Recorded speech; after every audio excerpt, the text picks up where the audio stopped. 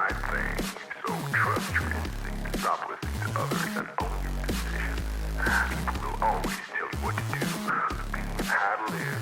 So let's create space for the matters most to you. You'll be glad you did. Now start claiming your time and your mental well-being by saying no more. No more. Say it loudly and proudly.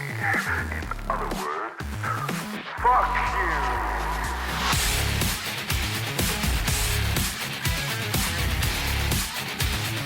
I don't give a fuck.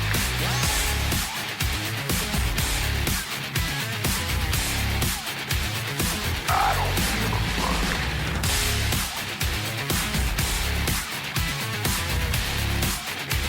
I don't give a fuck.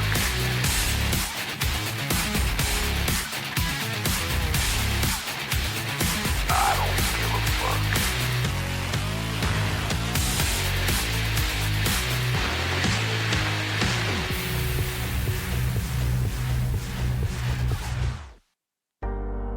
Yeah. It's been a long time coming. It's been a long, long time. Yeah. This is how. Getting down. Yeah.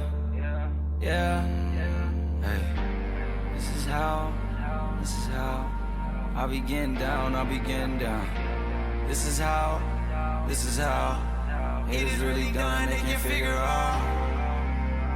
They don't understand, so they want me down and out.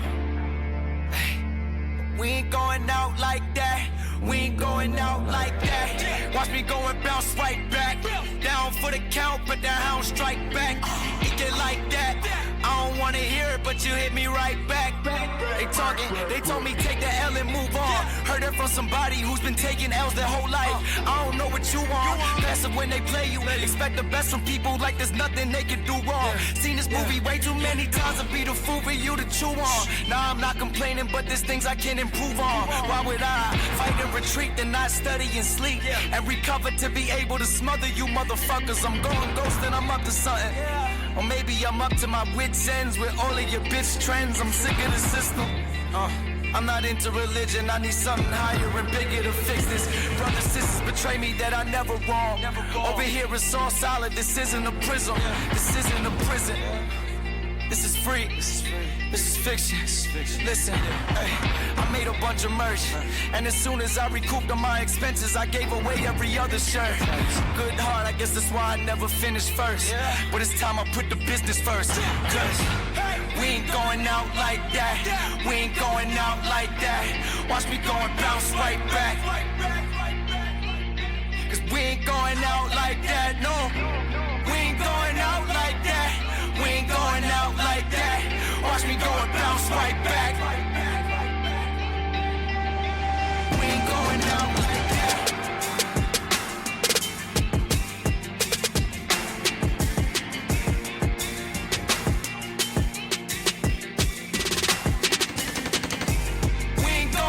like that. We ain't going out like that. Watch me go and bounce right back. We ain't going out like that. I guess some things never change. Like my pops being stuck in his ways. If you hear me, just know that you didn't die in vain. Cause if you didn't have a sun, then there'd never be a rain. We ain't going out like that. Watch me go and bounce right back.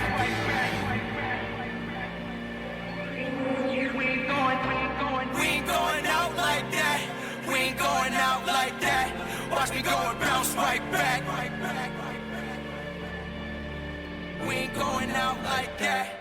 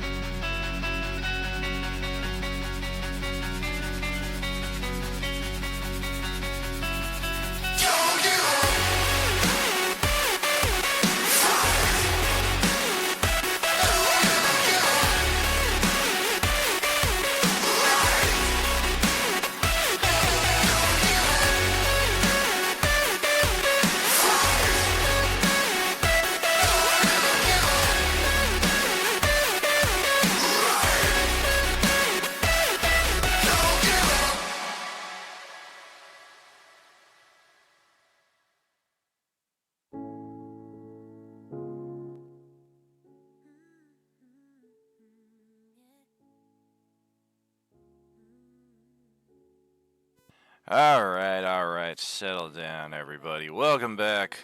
Wednesday, Thursday, someday. It's supposed to be last week, but it's this week, and it's Thursday. So you do the math on all that. Welcome back, friends. Role Playing Unlimited. 6:30 p.m. Pacific kickoff tonight for our continuation of Thursday's infiltration of the Yakuza. We've not seen sight nor sound of said Yakuza in 3 sessions now in our 5th act. So perhaps it's a wild goose chase. Perhaps it's a bit of a long game, but we'll see just what happens when we get into it here tonight. Thanks for joining us, friends. Alright, let's get this show on the road. Little pig, let me in. Good evening. Good evening, Howdy. Gibby. Hello. Long time howdy. no see. Hello. Yes, indeed. 2, 3, 4. Looks like it is Paul who we are missing here. Give him a brief tag. Otherwise, I think we've got the party assembled. DM, I just need to ask a quick question. What? Just to know. When is the next session after this one going to be? It will be next Thursday. Back to our normal schedule. This is kind of an off week here because I was out of town last Thursday. Okay. Yeah, typically we would have played last Thursday and then next Thursday, but in the interest of not missing any sessions, I just rescheduled us to tonight. Okay, I just wanted to make sure. Thank you. Absolute. Alrighty, let's see here. But yeah, hopefully Paul joins us here shortly. Looks like we got 4 from the existing table. We got Dawn and Ken filling in from Wednesday night here to give us a little extra firepower. So we'll have to pull off a little magical chicanery here to bring them across the Isle of the Tarrasque, as it were. That's an epic story that my retainer gets to keep now. Oh yeah, if you missed our stream last night, Wednesday crew approached the same island that Thursday crew evacuated last session and had the same encounter that your team did also, and had a pretty harrowing escape, to say the least. Let's get our party back over here to the regional map. And this is where we find ourselves. And I'm thinking, since we've got a bit of a scattered assembly here between different parties, we're going to get our group out of the Lost Woods here. Hopefully. Right now it looks like we're just kind of running around in circles. Right back to where we started. But eventually we will... Yep, that's the ticket. We finally found our way out of the Lost Woods towards the next bridge here, which will lead us to the 3rd isle. No one has been to this isle yet, so you guys get to pave a little new ground here. Carve out a bit of new topography. That ought to do us right there. And we can make out the first of what are many steps in the land, many plateaus, and it's not even Sunday morning table, but many steps and rice fields in the land ahead. Will be a consistent topography here for our adventure. And it is during our travels here that somebody in the Wednesday table or the Thursday table, you're thinking that it's probably Noburo, made something happen by maybe using one of those ethereal tunnels to draw a couple of our Wednesday compatriots who are fresh from having faced off against the Tarrasque as well. over here into the fold of our Thursday table, considering that two or three of our characters are currently out right now. You probably see the back of Manuel, who's peeing, who thought he was peeing on a tree and has no idea where he is now. Does Manuel ever know where he is? Probably not. Yeah, most of He does have innate direction sense for the nearest tavern, though. Out of curiosity, while we're traveling, am I regenning my health? You are, yes. It would be Would that put me at maximum? Yes. You just hear Pumbaa go to the guy who's peeing. He's like, "Hey, yo, what are you doing?" I'm peeing. What does it look like? Who the fuck are you? Like the boar is just like, "I'm Pumbaa, and this is my friend Marcus." Marcus just waves and goes, "Hi." Yeah, he has an awakened I shake your hands, animal. but mine are a little busy at the moment. Yo.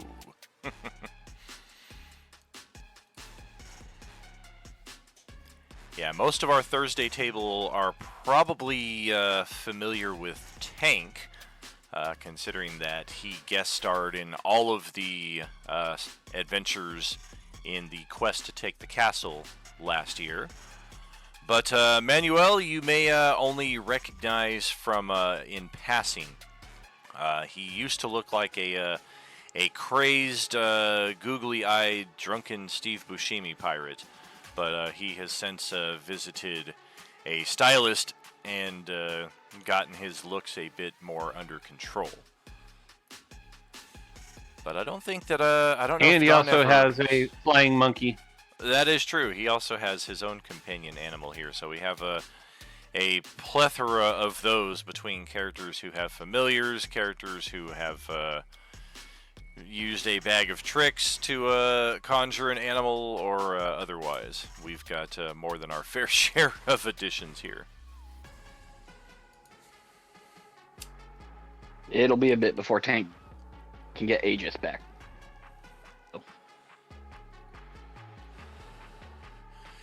Is that something you're able to do with a short rest? Because we did get one of those last night. Long rest. Long rest. Gotcha. All right.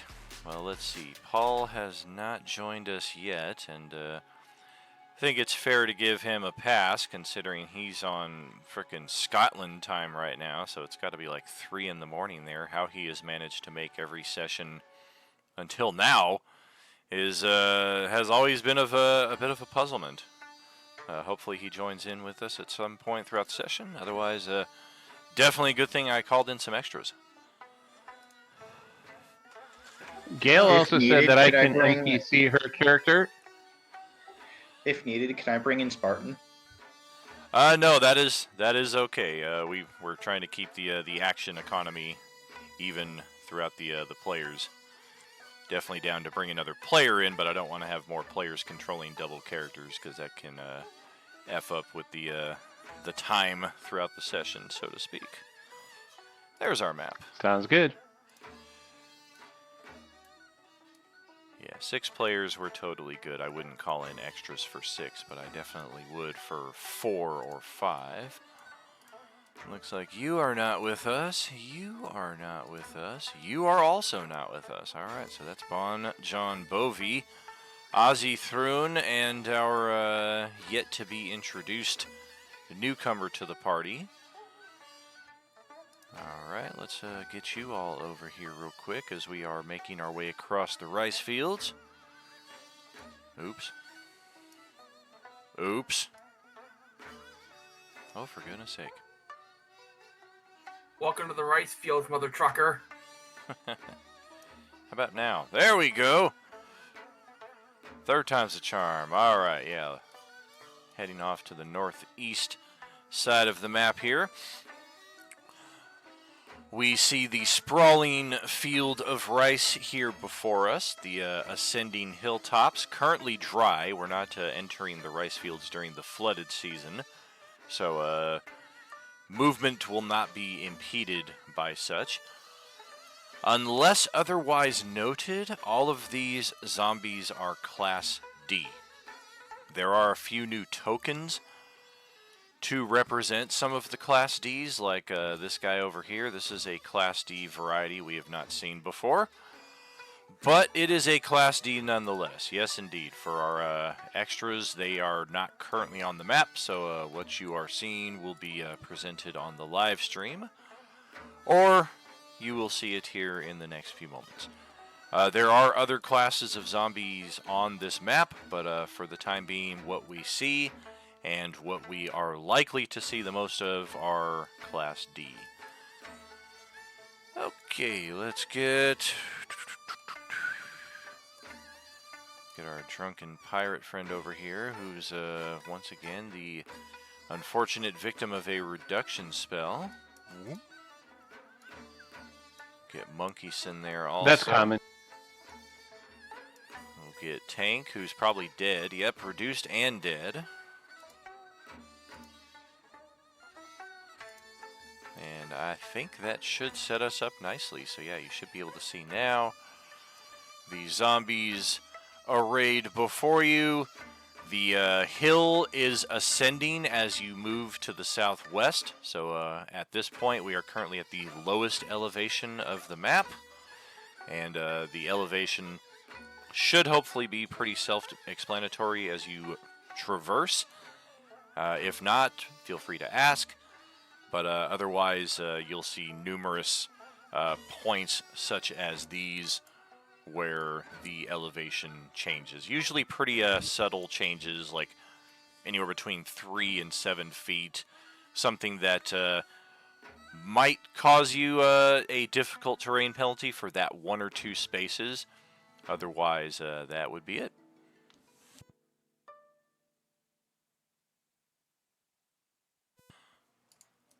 If you are unfamiliar with the drag drop feature, your pseudo dragon is a character sheet. In the Thursday tab, you should be able to just whoop, just like that. Yeah, for I tried that earlier and it made 2 of them. Oh, interesting. Yeah, for your familiars and things like that, I don't always remember to drag them out to the table. So hopefully, with you having those character sheets, you can just facilitate that. And I am thinking.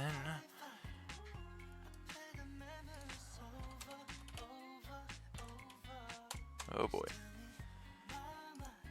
Okay. Yeah, we have no surprise or the like on either side of the table here.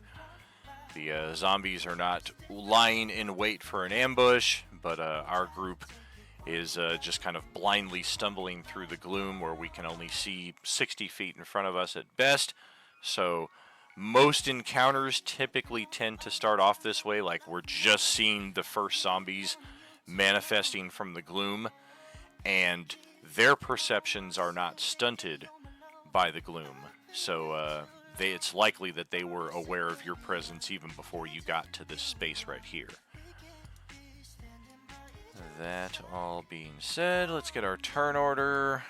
Get that up here, and we'll have each of you roll your initiative here. Go right ahead.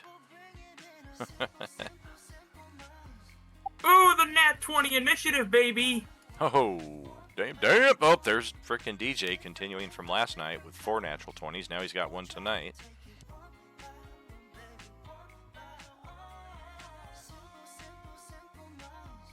I'm very satisfied with that. I should hope so. Okay, let's get our zombies ready. By the way, I'm missing my boar.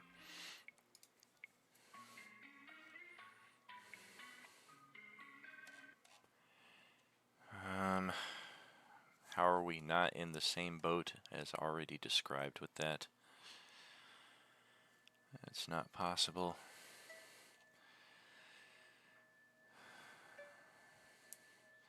All right, it is. Yeah, it's just like I told the others. The giant boar character sheet is right underneath yours. You can drag it right onto the table. That is not something I will ever take responsibility for now that I've crafted it and put it in your hands. Oh, sorry. All good. Yeah, we have 5 characters, each with their own companion animals. So, I'll, I will leave that up to you. All right, I've got Class D. I've got Class C. I've got this other zombie. Yep. I think that's all of them. Yeah, looks good. Can I quickly use my pseudo dragon page real quick just as a test to make sure I can actually use it from there? Yeah. Hey, you can always test things out, and if something comes up, you just be like, sorry, just testing, or what have you. Class C. Boom, boom, boom, boom. And you. I don't know that we've found one of these so far at any of our tables. You may not see much of it, considering I got a 3 on initiative. And we are definitely missing some of you. Nope, looks like it's both of mine. They opted not to appear. So let's get you. Get you. Okay, so 6 of you and 3 of me. That does register. Okay. Oh, it never even rolled. Damn. What the heck is going on here?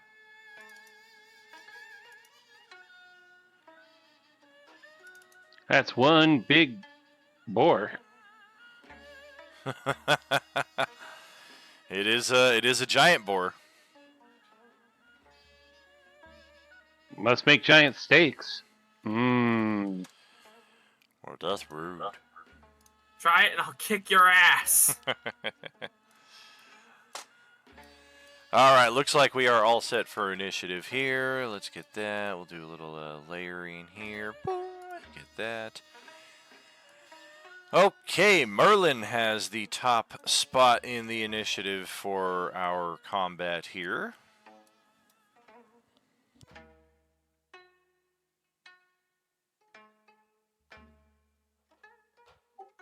I'm just gonna firebolt the closest zombie.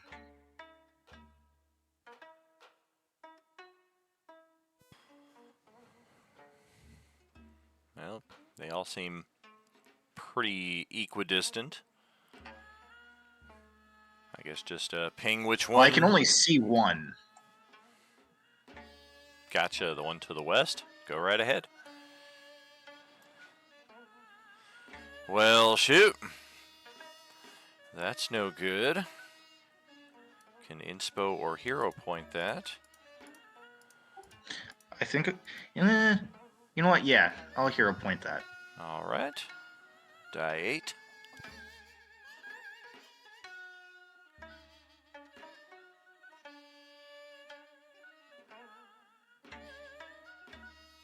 Is that enough? Square deal. That will impact its solid mass right there. Center mass. And as my movement, I'm going to activate my winged boots and fly 30 feet into the air. All right. This sounds familiar. My character will always be in the air. That way I can't really get attacked. Yeah, no offense to our Nike, you should be making some winged boots soon. No offense to our buddy Diego out there in Streamland, but don't do what he did during the Coalescence Act 2 and 3, where he was playing 2 different characters, and all of us had very, very difficult time distinguishing which character was which, because they were very similar in class, in feat selection, in magic item selection. They basically both did the exact same thing, but had different names. Well, this character is completely ranged. He will not be getting in close. I don't recall seeing. Well, yeah, you did zoom in and swoop the character out there last night, but we'll see. Is that it for your turn, though? Yes. All right, over to Marcus.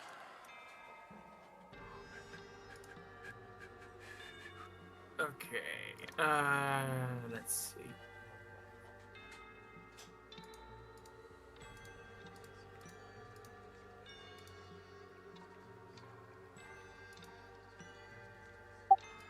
So while I'm riding on Pumbaa, 5, 10, 15, 20, 25. I'm assuming that the water is going to be like a rough terrain. Currently the fields are not flooded, so you don't have to worry about water, but the elevation markers right here are difficult terrain, so yeah, it'll cost an extra square to pass through these areas. Okay, so 5, 10, 20, 25, 30.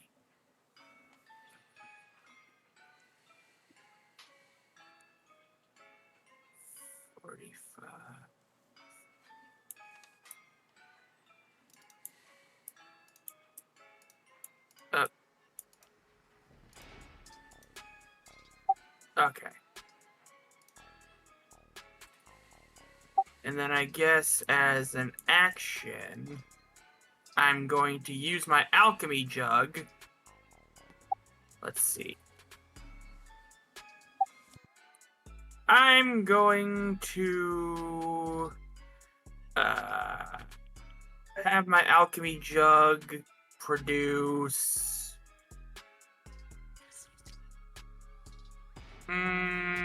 Avocado oil. let's say Honey roasted mayonnaise. peanuts. Mayonnaise. Mayonnaise, a lot of people in here tonight. And that'll be the end of my turn. All right.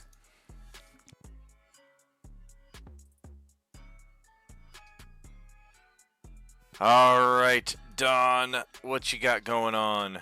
I mean, you look at your character sheets here, and you've got 2 monkeys. What is that? What? No, I just have the one. Well, you've got one on your own portrait, and then you've got one individually right here, so it looks like you have 2 monkeys. Oh yeah, very true.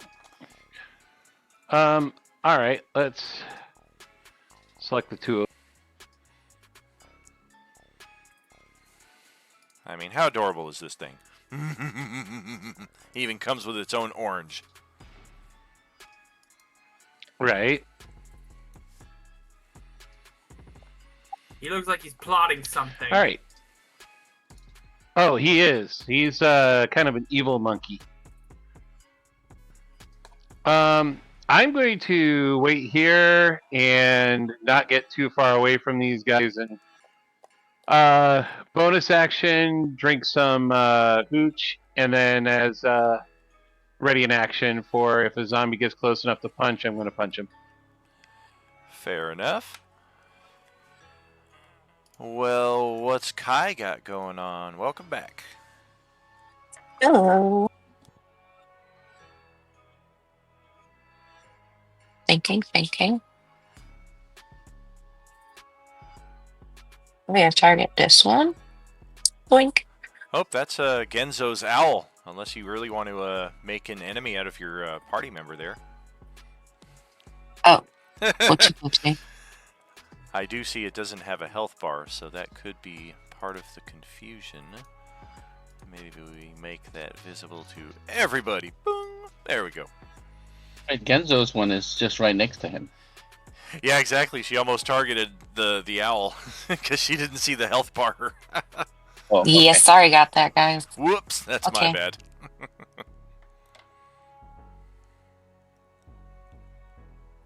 I also just kind of move forward a little too here. Oh, wow. Okay. Oh, yeah, there's a few Enter. of them out there. Just doing a move, okay. Well, we've got a Class C orange or two on the battlefield.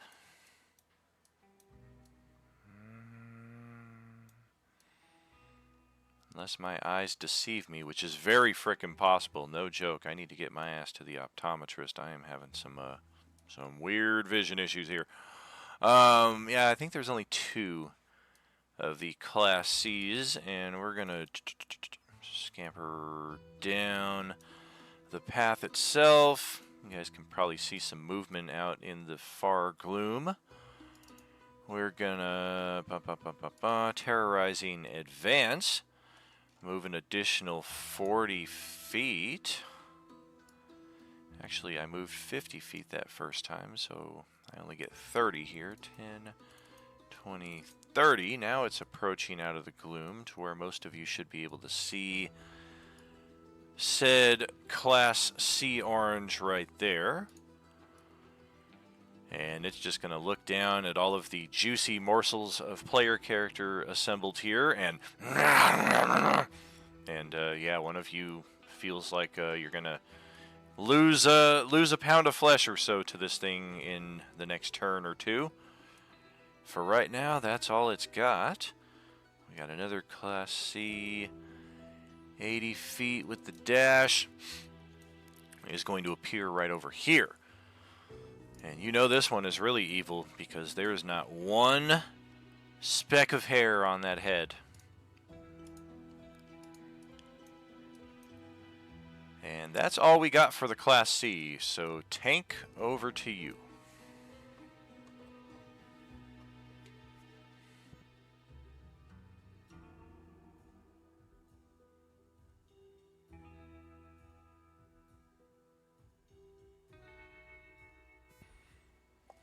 Oh, he's typing. Oh, Discord crashed. Alright. Fair enough. Why don't we have Genzo take his turn here during the lull, and then we'll have Tank catch up after that. Sounds good. Got it. 5, 10, 15, 20, 25, 30. Oh, I guess he doesn't really have to move. Okay.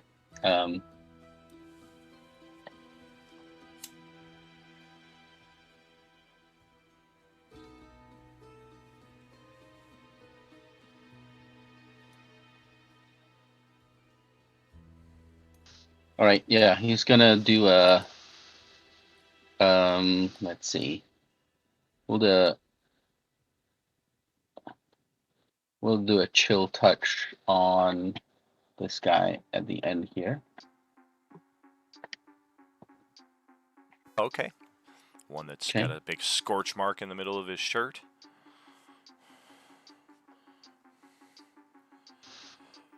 Well, shoot. That's a miss with a 13 and a hit with a 15. So, inspo.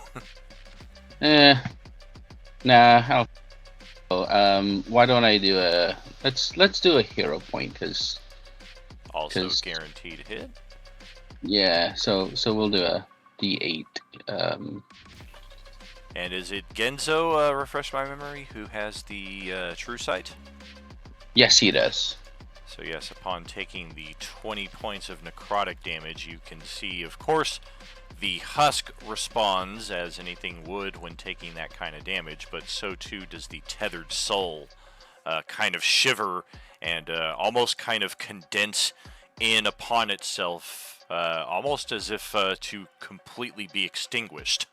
But seeing as the undead husk still has a bit of necromantic energy pulsing through it, the soul tethered to it eventually expands once again, but it is considerably lesser than it was a moment ago. Yeah, I gotta roll an Arcana check one of these days to figure that one out. So we'll put that in the back burner and not interrupt combat. I think that's it. End turn. I forgot to do orange peeler for my hand crossbow, so I'm gonna pass and let people go ahead and do their turn. Gotcha. All right. Ken, that's over to you then. All right, so I already did my movement right as you told Genzo to go. Okay. So I moved, and then I am going to go ahead and shoot a firebolt at the one that Genzo just hit. Another firebolt. All right. Wow.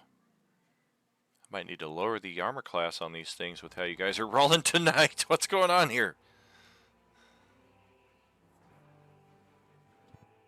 Well, with that miss, that'll be my turn. Womp womp. Okay. And that will bring it to Class D oranges, of which there are plenty, and then the single ogre zombie that's lingering out there in the dusk.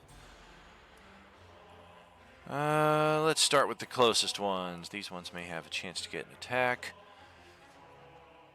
1, 2, 3. Goodness gracious. 1. Alright, we're gonna just clumsily stagger down the hillside here, tearing apart some valuable rice crop, whatever the proper terminology is there. And we're gonna go after Marcus.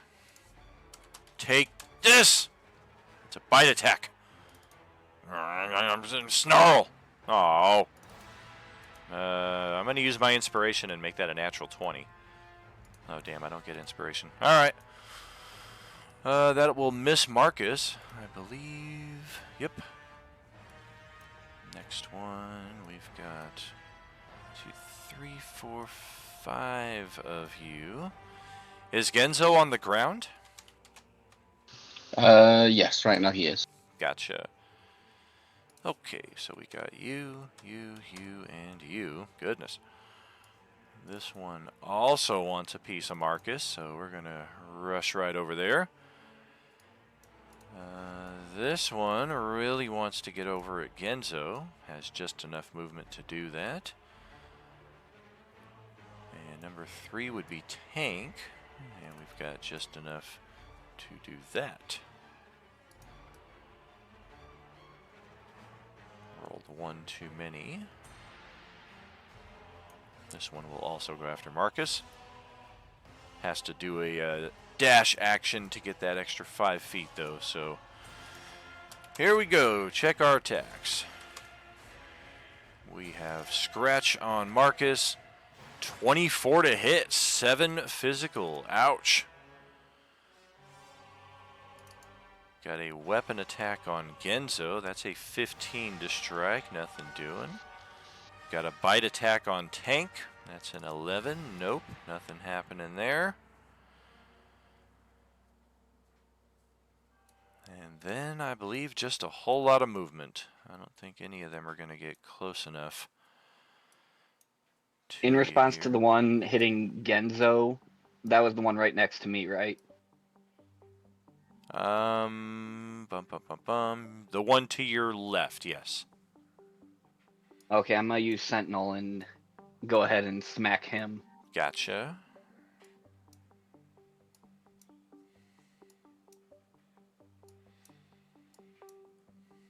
That one will get through.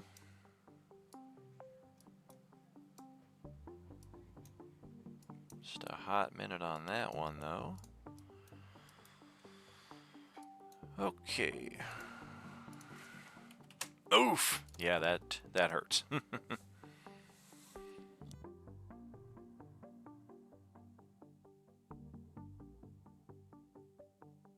The Rock or Jason Statham. I think I'm missing something here in the live chat. Oh, how about that? There's Paul continuing his impressive undefeated streak here. I'm still alive. Yeah, I was just saying, I don't know how you've made it to all these sessions in a row, considering it's like 3 a.m. out there. But so I was like, yeah, we'll allow him this one right here because he's always at the table. But you're here. Let's drop you in. Yeah, I was fully asleep 2 seconds ago. Oh goodness. Yeah, take your time. Then that was me last night. I was Tuesday night. I was glad that Justin was running the session that night because I woke up 1 minute after the stream was scheduled to start. I was like, holy crap! Stupid alarm clock. But yeah, we got you on the map. Go ahead, roll your initiative as soon as you are loaded in and ready to go. I'm just moving zombies in the distance. Gonna move the ogre zombie also. And that is it.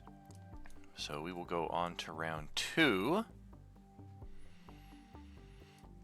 And there we go. We got our new initiative. Full party now. Merlin, your turn. Let's see. I have a lot of area effect spells, and this is not good for the party.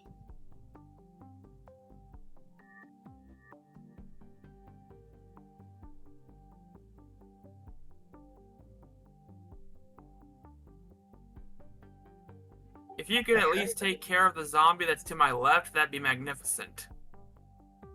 Because I have a plan, but I prefer to do it on a zombie that has more health.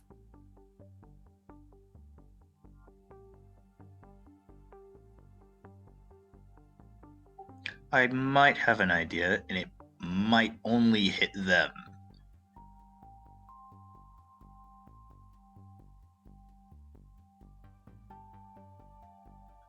I'm going to fly down to right about there.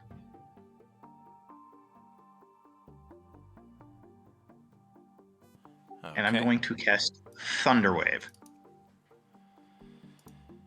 Okay. Are you descending? That is a 15-foot cube emanating from one side of you. So if you do it at 30 feet high, you're going to just annoy the hell out of some flies up there with you. Well, no, I descend to their level. Gotcha. But moving in that direction. Gotcha. And then kind of like, let's do this. To there, to there, to there, to there. Boom! That is our Thunderwave AoE, so you're able to clip both of them and not hit Marcus or Pumbaa. Yes. Thank you. Alright, go ahead, post it up. I'll start rolling those con saves. Well, shit. That's about as varied as you can get. I got a natural 20 and a natural 1.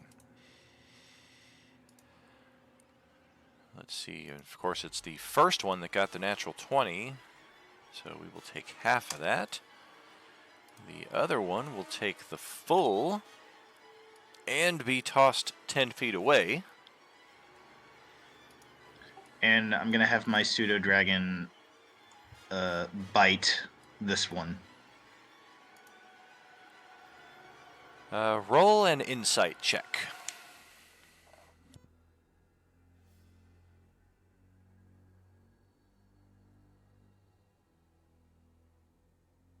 Alright, roll me 50 die 20, and let's cycle all these natural 20s out of here. This is getting ridiculous. Ah!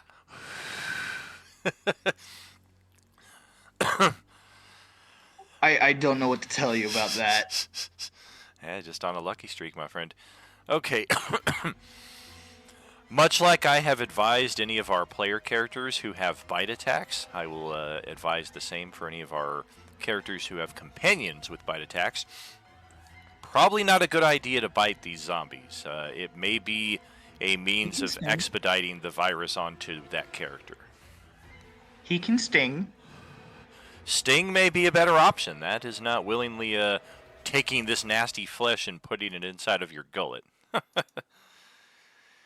Yeah, Sting you're thinking is a better option. Of course, that's a miss, but you can spend your inspos and hero points. 18, okay. And as we have learned, these are not your typical zombies. They can be affected by the poisoned condition, so con save is good, so we are not. It'd be interesting if you knocked one of these zombies out with that effect. Let's see if unconsciousness is within the realm of possibility. Haven't found that out yet. 6 damage, though. That hurts. And I believe that is my turn. That is cool. And that's an affirmative there, Paul. And Marcus, your turn.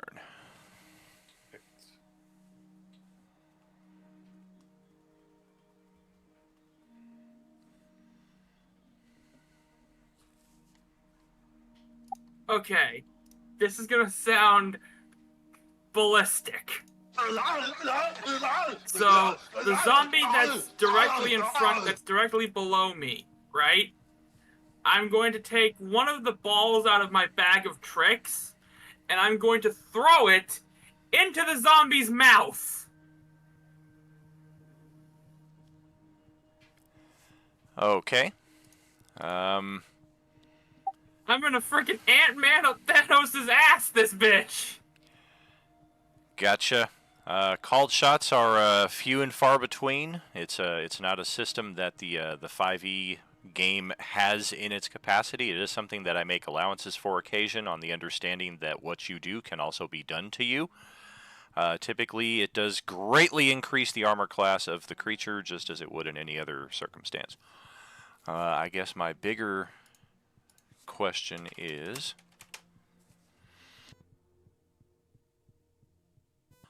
Okay, where are you? There are you. Okay.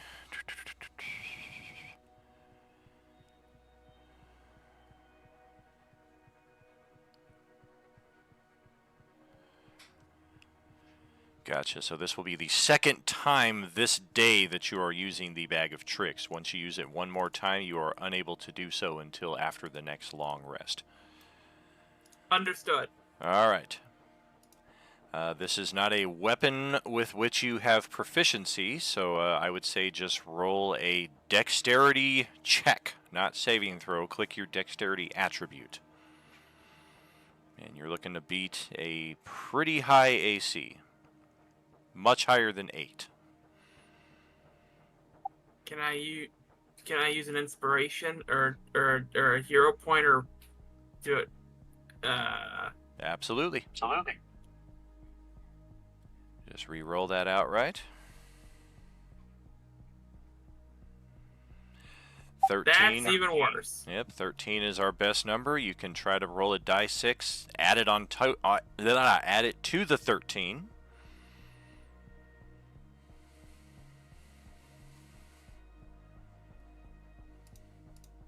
I'm gonna go ahead and use my flash of genius to give him an extra 3.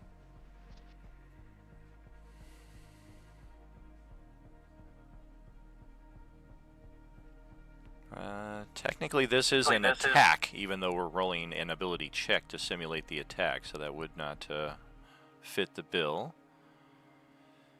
We're looking at a 17. Okay. Roll the die 8. Let's see what kind of animal we're looking at here. And I forget which what was it, a gray bag? Which bag was it? I got the rust bag, so I rolled a 3, which is a mastiff. Yeah, we got a big dog. Alright, well, the good news is the magic item goes off without a hitch. The bad news, I guess, is that it does not emerge from within the mouth of the zombie. Alright, let's get that. Ah, darn it. I was hoping to explode the zombie's face. I hear you. Instant solutions and instant bypasses of mechanics are things that the 5e system does a very good job of restraining, because most players would shudder at the thought of a clever DM walking up and going, okay, you're dead. Like What? Why? Because I did this. Yeah, fine. Okay. Alright, let's... you can't blame me for trying. Definitely not. I mean, you can certainly try it. It's just the difficulty is considerable. And even in a best-case circumstance, it's going to basically mean more damage, which still might not be enough to just outright slay this thing.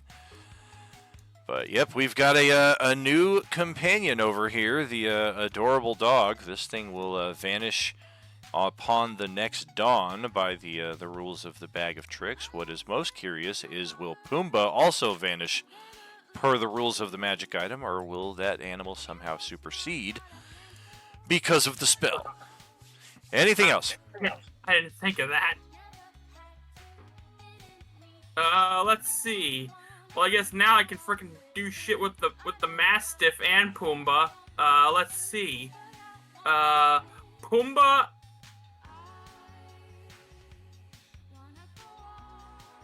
Note that the I'm Mastiff... gonna just have Pumbaa do the tusk.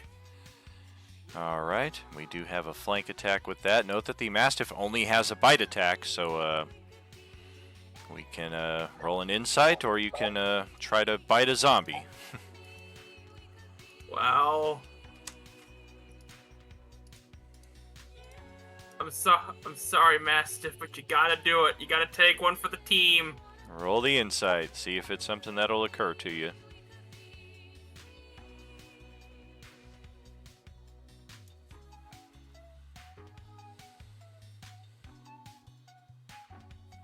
It certainly would not, so go ahead, take the bite attack. Alright, let's see.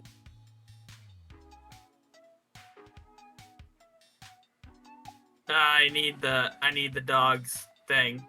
It is at the very top of the journal instead of below your character sheet.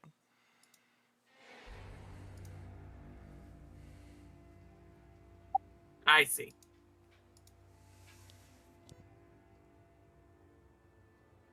That will hit. A successful bite attack. Check our strength saving throw. It is good enough. And now we need a constitution saving throw from the Mastiff.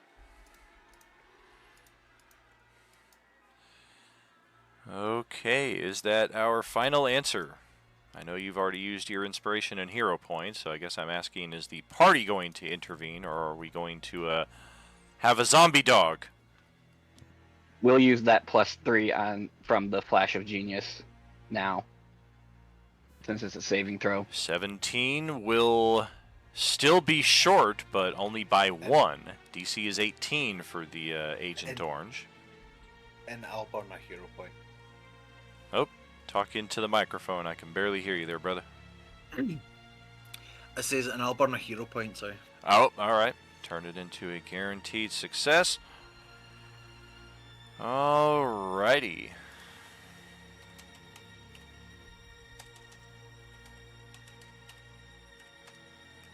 Oh, goodness. Well, the good news is the dog does not contract the Agent Orange virus. The bad news is, in willingly ingesting some of this nasty zombie bile, it takes 6 points of necrotic damage and is basically killed anyway. What have I done? And because it's from the Bag of Tricks, it just poofs out like any animal would. In that instance, did 2 points of damage. All right, Dawn, over to your turn. Pumbaa just looks at me like, "What the fuck, man?" I'm sorry, I didn't think Okay, about that badly. I'm gonna wait until he does his dramatic stuff, and then I'll go. All right, so I'm going to move up to the one on tank and attack that one. Okay. Actually, before I do that, I'm going to bonus action and activate my elemental infusion. I heard intimate infusion, and I'm like, what the hell is that, bro? No, elemental. Yeah, you almost flipped there for a second. You started to say intimate. I'm just poking at you. Well, you know. Be intimate with Marge. Oh, yikes. Alright, well that backhand will certainly break the neck of said zombie, but considering its state as an undead, it just kind of turns its head completely 180 and stares back at you. It almost looks like it shrugs. As well, it's just kind of like, whatever, dude. Okay, I'm gonna hit it again for my second attack. Fair enough. We still got a little necrotic juice left in the tank here, though. That second hit will leave it with just a few points of life. Okay, the monkey looks at me, but according to the Find Familiar spell, my familiar is not supposed to be able to attack, so I'm all done. Oh, come on, have it throw an orange. I would love to, but it's the spell specifically says that your familiars cannot attack, which is why I'm wondering, unless they're a warlock that, Right. Yeah, warlock that gives up their action to let their familiar attack. But, Sure. You know. You said throw an orange, and I just pictured this tiny monkey throwing a fucking full-size zombie. Oh, jeez. Yeah, throw an orange at the orange. Celestiana, your turn. Hello. Okay. One. Freeze this one. What did I ever do? I'm just standing here.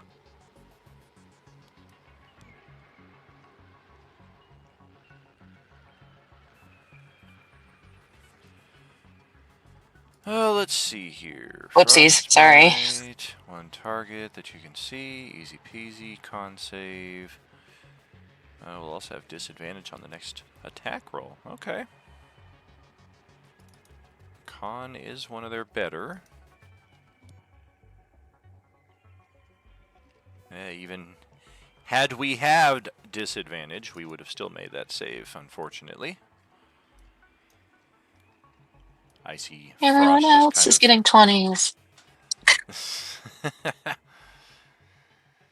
Yeah, Frost just kind of dissipates uselessly over its undead carcass there.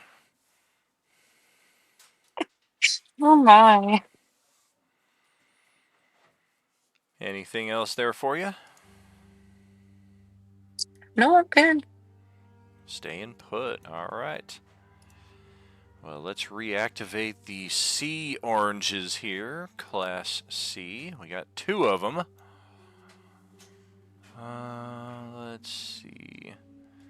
Did Merlin descend all the way to ground level, or is he like still hovering like 5-10 feet up? 5. Okay, so he's like just in the same space, but like just off the ground. Okay. Here you go, darling. You're welcome. 2, 3, 4, 5, 6. Yeah, I think we're going to play the field. Les Ozzy, who by virtue of his late arrival is out of range for this attack. But the other 7 of you are within range. We're going to include Pumbaa in this, as he does present a nice juicy rump of a target. Okay, so number 7, unfortunately, is Celestiana, and had she moved, she might not have been caught in this thing's zone. We're going to rush right up on you here. And I do believe we just skimmed through Manuel Matheson's attack of opportunity space there, so you may take a clip. I will take my attack of opportunity during that space. Yeah, go right ahead. This one is going right after Celestiana. Oh, ouch! And you've got the orange juice feat, so that will apply on the Class C. 22 damage. One of our homebrew feats here for the Coalescents. They're all jokingly, humorously named after orange something, orange peeler, orange juice, orange county. And they all just deal all sorts of extra critical damage against the zombies of which they are associated, basically representing a character's proficiency to always go for the head and deal the maximum damage. And that's exactly what it does. It does a default critical damage to any attack that is has an attack roll, not AoE effects. And then if you happen to roll an actual crit on that, it basically does double the crit value. We've seen people do like 50, 60 points of damage with these homebrew feats. Orange County. I mean, you can, but there's also a feat called Orange County, so we may run into some confusilation. Class Oh, the C elemental orange. damage type is thunder, so Okay. just in case. We do take that. And now that it's up in Celestiana's face, it's going to take a pair of unarmed attacks here. Both of them pummels. Oof. Oh, goodness.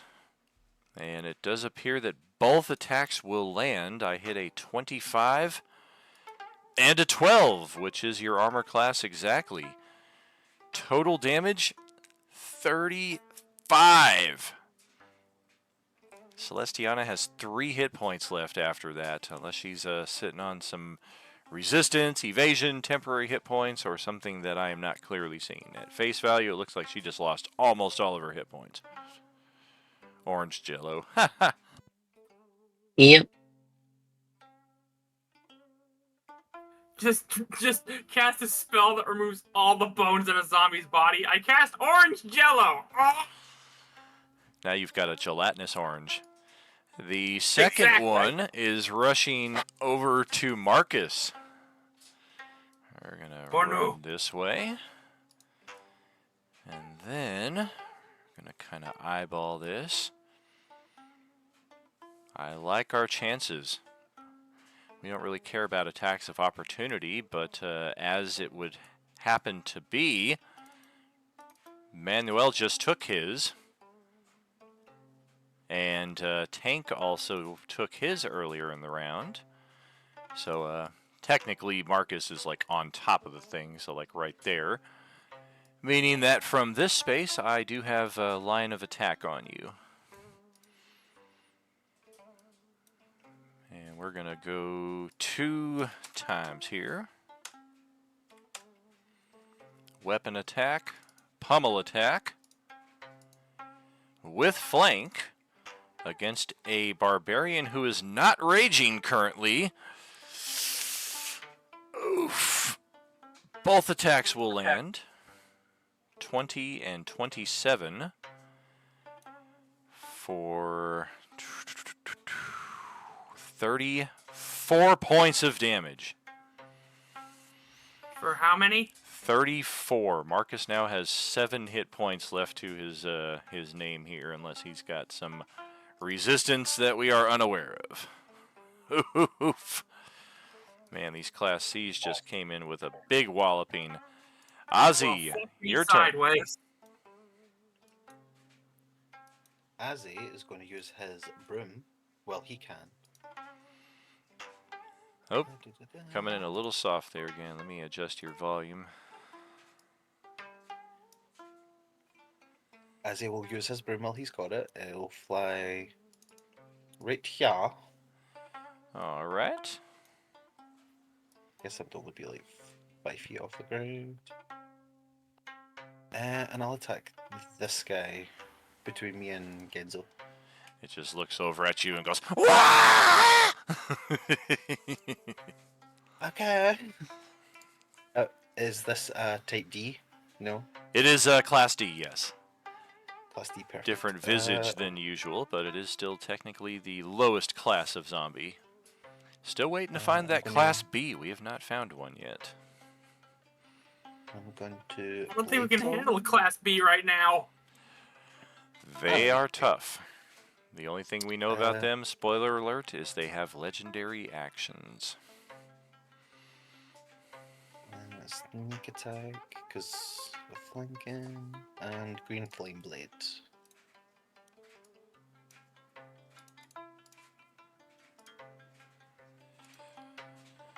Okay.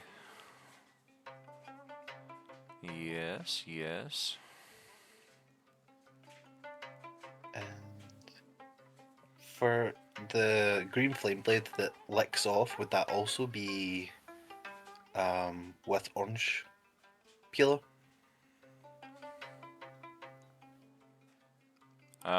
That's my question. Tell me this attack is an orange peeler and you just didn't write it in the verbiage.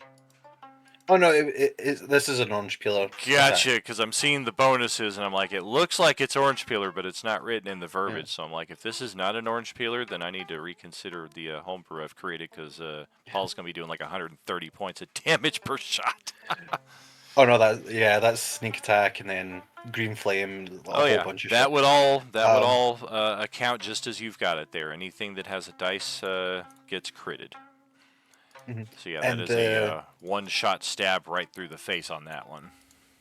I can damage, and the damage to like a person within 5 feet of it would still be orange peeler, yeah. Post the spell. No.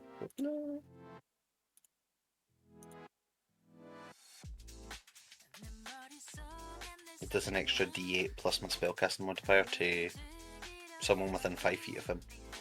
Interesting.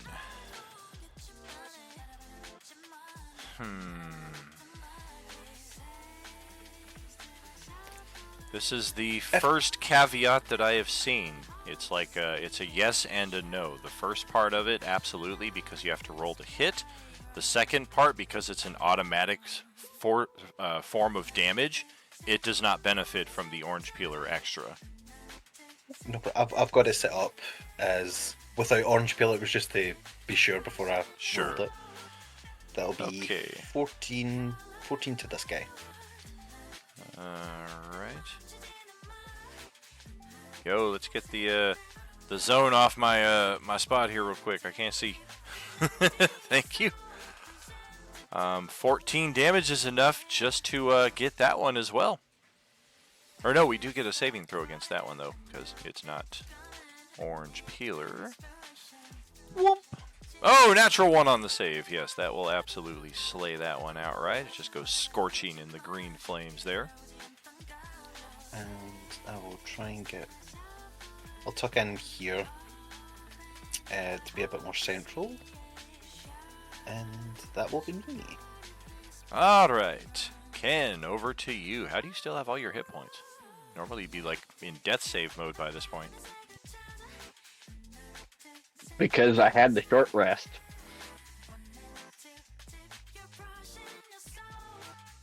Alright. I'm gonna swing on the guy between me and Manuel. Got that loose flank bonus with the orange peeler. Bypass the resistance. That's another dead class D.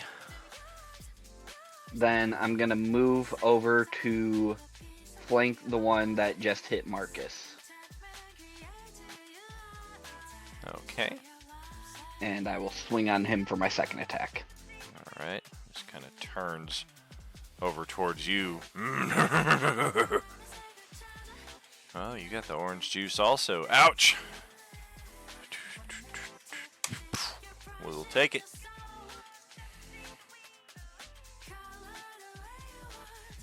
And I think that will be my turn. It's one of the few times you hear one of the zombies speak as it looks over towards Tank and just says, "Fuck you." Alright. Genzo, your turn.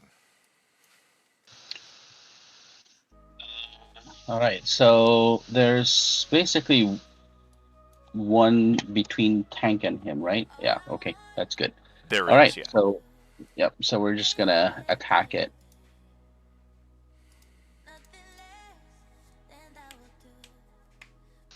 One sec. Alrighty. Here we go. Woof. That's a flame tongue peeler. Is it a bonus action to ignite, I believe? Oh yeah, sorry. Yes, I'll ignite it. Gotcha. Okay. Oh, and I see. It says peeler. Gotcha. Okay, so... do you have orange juice? Because this is a Class C. Oh, this is a Class C. Okay, then this is a long one then. I'll just do a regular flame tongue. Gotcha. Okay. We'll take, what's that, 13, 11, okay. And then, let's see, second one, we're going to do the same thing, and then we'll Booming Blade that. Okay. Oh, actually, should have booming by the first one.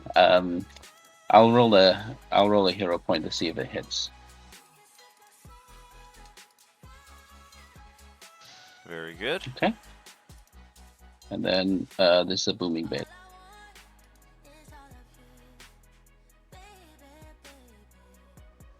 And that takes effect now, and it has potential to do extra later. Yeah, that's correct. Gotcha. Okay. We got it, and we got it. All right. And I think that's it. All right. So we have zombies activating. We also have an event at this point. This is like 6 miles away at this point, or it might as well be, but all the way at the top of the plateau of rice fields, or somewhere way the heck over here in the infinite void of utter blackness, we hear shouts and screams of terror. Sounds like there are multiple people out there less than a mile away. It's very faint and muffled, but because of the elevation, it's kind of carrying a little bit better, perhaps. But it definitely sounds like there are multiple people fending off attacks of their own and who possibly may be in need of assistance off of this area here. Perhaps we can find a way to bypass this combat if we deem it necessary. We could probably stay here and slowly carve through all of these zombies, but again, it may benefit us to try something different. Use your instincts. Class D zombies are up next. We've got plenty of them. Most of them are still well outside of your line of sight, especially this guy right here. We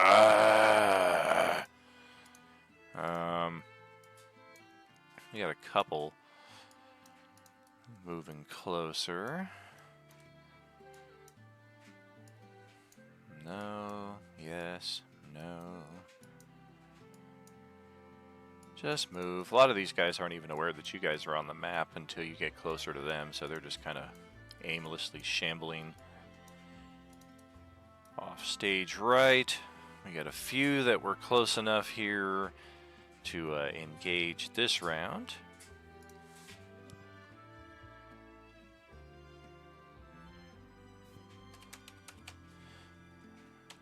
Okay.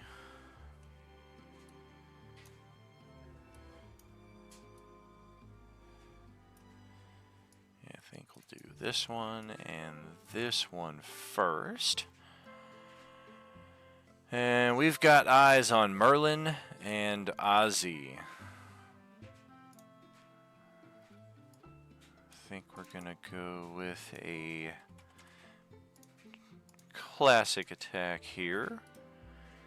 Break out the Belcher variant for the Class D orange.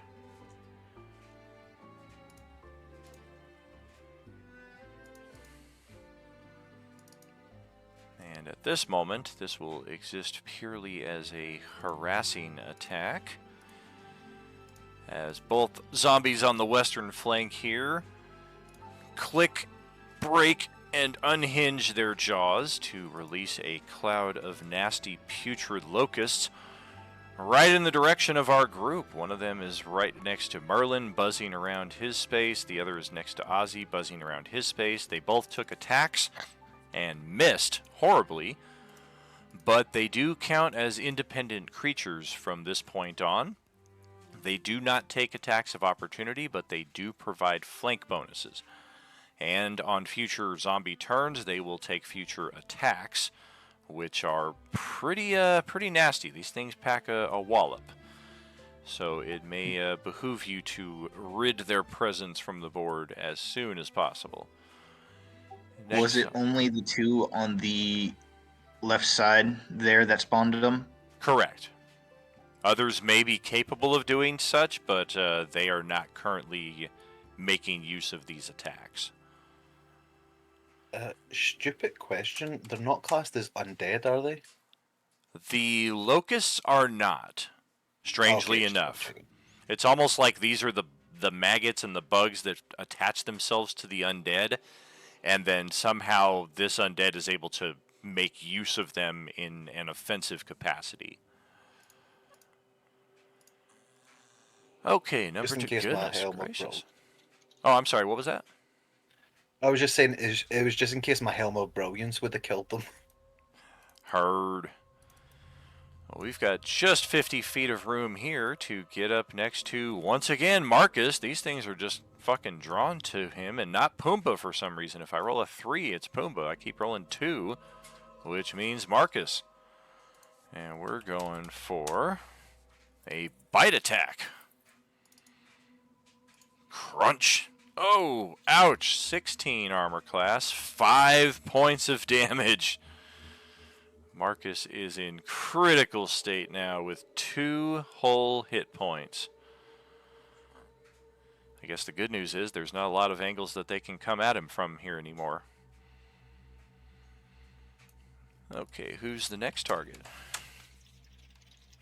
Of course, if it ain't Marcus, it's Celestiana. Goodness gracious. Alright, so we're going to just scamper on this side. Get her in a flank. Go for a scratch attack. That is a 20 to hit for 7 slashing. I do believe we just dropped her.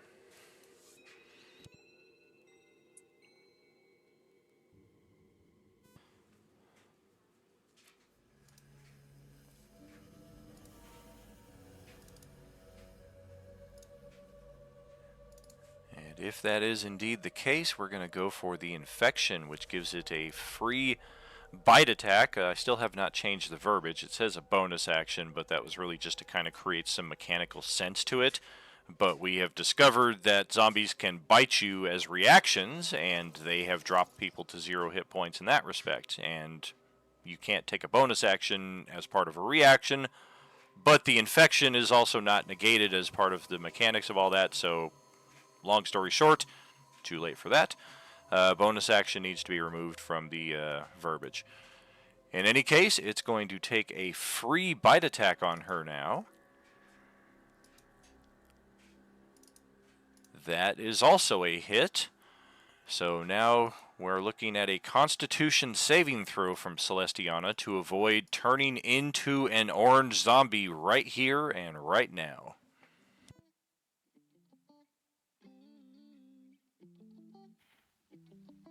Just got brutal. Oh, that is horrible. The DC is 18. You're only halfway there. Yeah, Lilith 2.0. Yikes. I'll give a inspiration for the reroll. All right, roll that again there, Kai.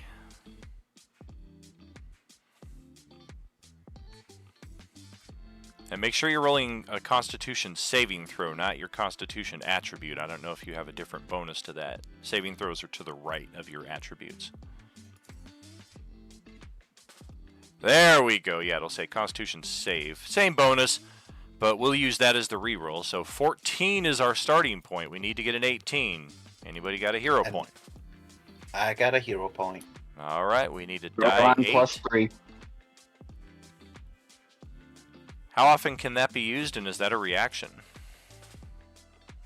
Reaction up to my intelligence modifier.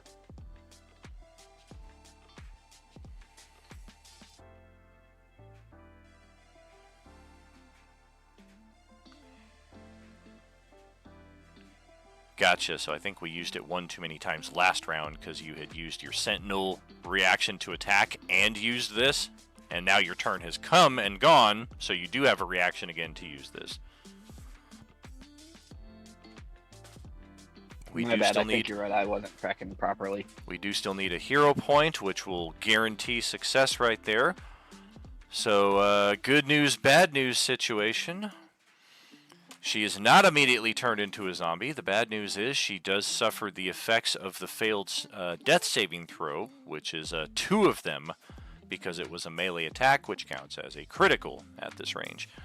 So this thing is munching on the downed companion here and threatening to infect her with the undead virus, but as of for the time being, she is still good. We'll see if that remains the case. We got 3 other zombies taking their attacks. Hopefully none of them roll an 8 for their target. None of them did. Good. Okay, so 6 is Ozzy, so we're gonna float right up to here. It's gonna take a dash action to get over to you though, so no attack. We will in fact step up 1 more space. Next one is going after number 7, which is Manuel. We definitely have enough space to get over to you. Go for a pummel attack. Prop. I don't think so. 14 armor class. Nope. But I'm in. And the final one is going after Genzo. I'm thinking this is going to be an action dash. Definitely. Run, action, dash. That's all we got. The ogre zombie will finally appear out of the darkness here to the southwest. Somebody's definitely fought this thing before and lost their weapon in the attack.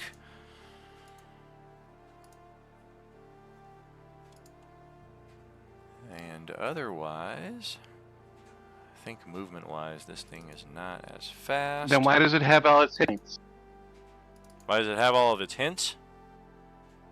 Because it just Hit does. points. Oh, because it got a long rest.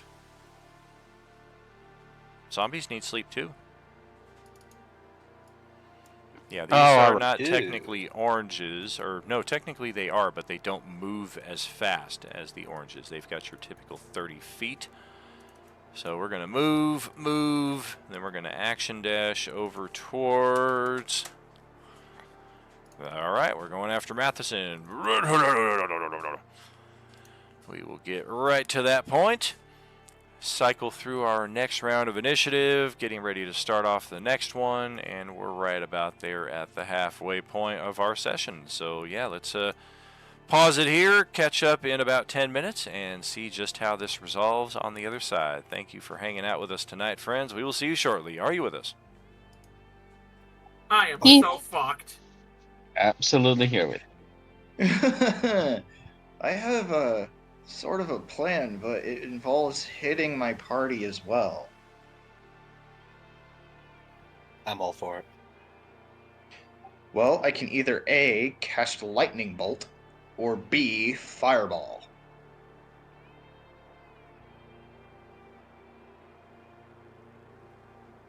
You can angle the fireball. Well, all of you need to, if we do this, all of you need to roll a Dex savings throw. I mean, that's stupid. If you throw a fireball into the party. That's the problem. I don't want to hit my party, but that's where the mass amount of enemies is. It's a 30-foot radius, isn't it? 20-foot radius? 20. Yeah, I mean, you can angle it so that it doesn't hit members of the party. Thinking only Azzy would need to move if I angle it correctly. The measure tool doesn't work properly for Fireball. You are very correct. Remember, if they don't have evasion, they're taking at least half damage on a successful save. So you could be doing a lot of harm to anybody who has a few hit points left. If I use Lightning Bolt, I could target all the way. I could target Azzy's position and just 100 feet that direction. Everything in that direction takes lightning damage. I would just have Azzy needing to move. Azzy will consent. Just hit him. It's fine. But that's one option I have. Azzy's also kind of stuck between saving Celestiana or Marcus. Probably Celestiana since 2 death saves fails. Yeah. If you can't get her, Genzo will get her. But Genzo has something up his sleeve that he can actually use here. I got her. Good stuff. I mean, I can make it over there, fully heal her, and move That's her where I intend on shooting from that my area leg. as well.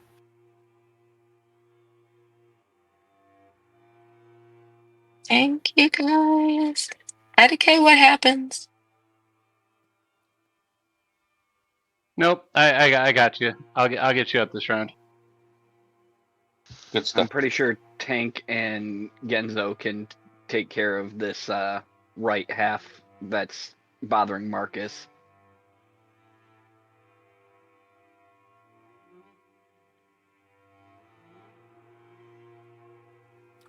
Wait, who said they're going to get Celestiana? Sorry.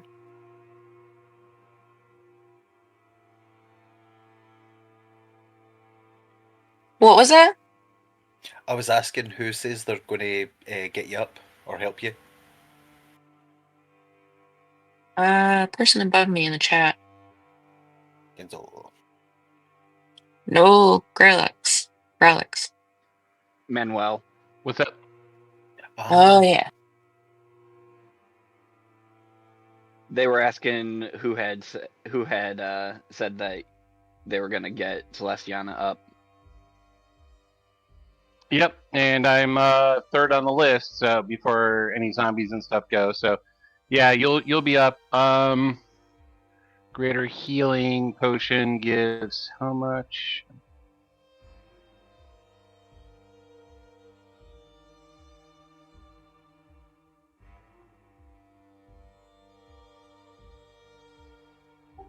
Azzy, how much health do you have? 60, and I also recover health every round anyway, so I'll be absolutely fine. Well, lightning bolt does 8d6, and I can make it so that I only end up hitting you, but everything in like a 5-foot line of that ray, like it's a 5-foot bolt that just goes through everything in 100 feet. So if I just angle it, I will miss all of the party members except you. I'm cool with that. Go for it.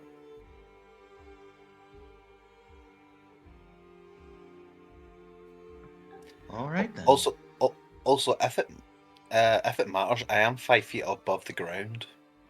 I don't know if you'd be able to line it under me and hit everyone. I can try that. Yeah. Yeah. Ask the boss man. If not, I'm fine taking the damage.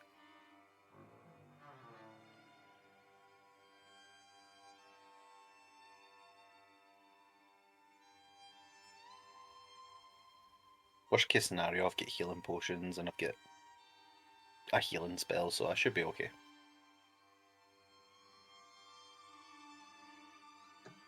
All right then. That's my plan.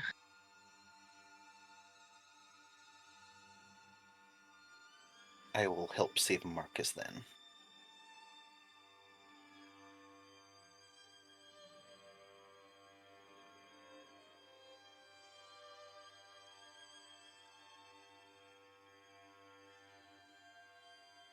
I'll sacrifice Pumbaa to give him hit points.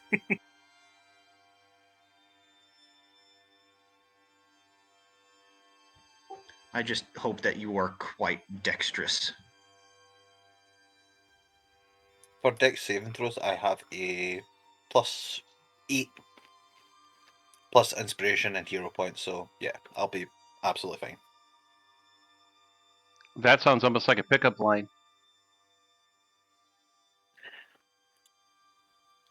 My dex save is 8. I hope you're quite dexterous. Oh my gosh, no. Oh, sorry, I have 6 Wow. hit points. Please tell me we're not doing D&D pickup lines now.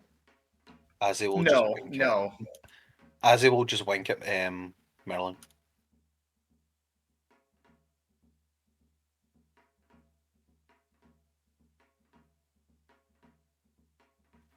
There we go, got my new hit points. Sorted.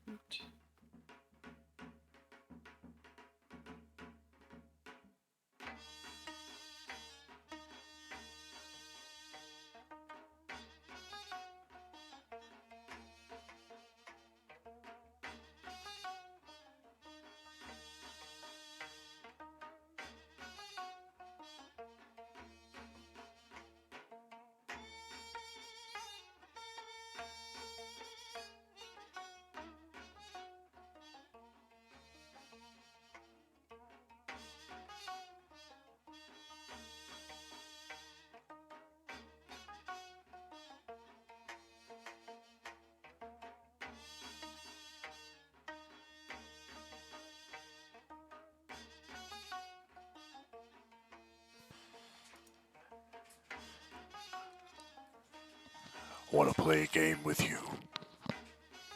Let's do this. Yeah. I love games. All right, Merlin. Top spot. What you got? Fuck me up, Merlin. I'm going to cast Lightning Bolt. Straight up into the air as a beacon, No. spelling out help. I am Zeus. Yes, yeah, call it, send an SOS to the Tarask. Hey, Tarask, we need help. No, it's going to be 100 feet in this direction. Extend it the full 100 feet. You don't know if I have a Tarask lingering off of the map just like I did yesterday, and you're about to zot it and piss it off. Well, I highly doubt 8d6 lightning damage will do anything to it. What if you hit it directly in its open eye while it's like sleeping with its eyes open? Like that would piss it off. I'm taking that chance. I still say we could have taken it. Or you could hit it in the, or you could electrocute its privates. That might work. He said, "Oh my balls." Net 20 on the cloaca. Draw that AOE there again, because I'm looking at. It looks like it crossed over 2 characters there. Yeah, it's like just on the edge of Genzo's space, so I'd say he's good. But Matheson and Ozzy are seemingly caught within that AOE. If you move it to the left a little bit, you'll miss Manuel, but you'll hit everyone else, and you'll get the That right there. Okay.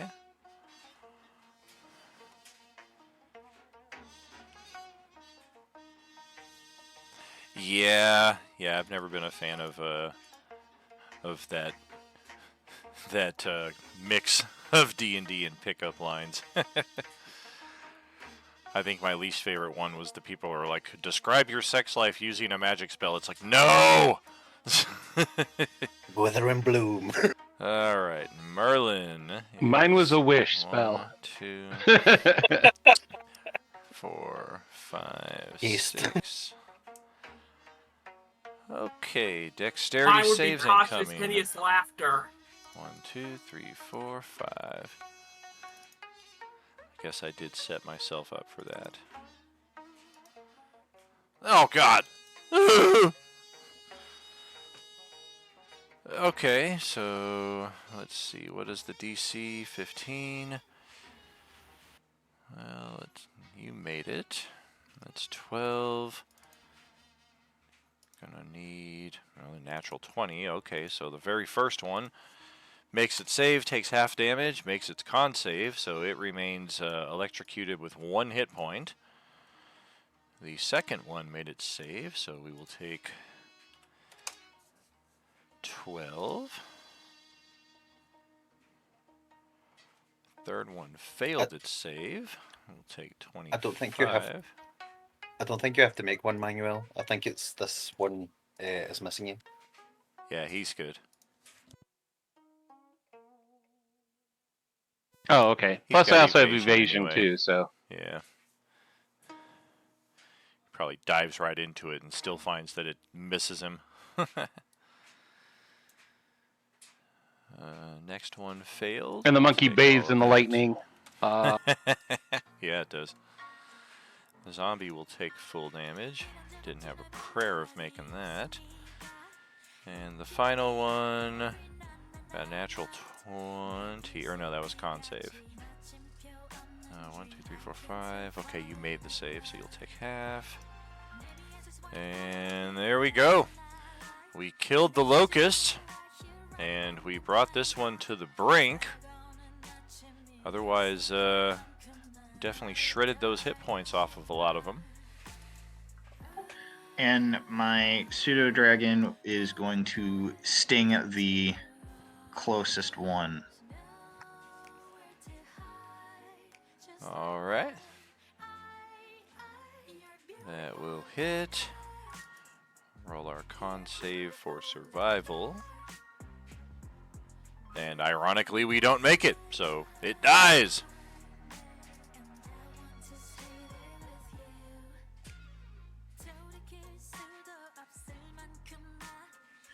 And with that movement, after I've casted that spell, is lightning bolt? It is not a concentration, it's just instantaneous. Correct. I now don't have anything targeting me, and I'm going to... should I fly towards the screams that we heard? Don't forget the locusts on your flank there. Thought you said the locusts don't do opportunity attacks. That is correct. They are still a threat.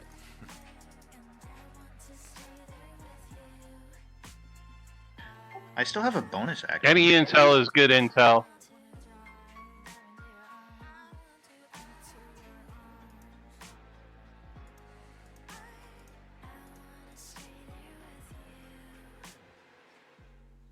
I'm going to move there and use a bonus action of Dragon's Breath. Okay.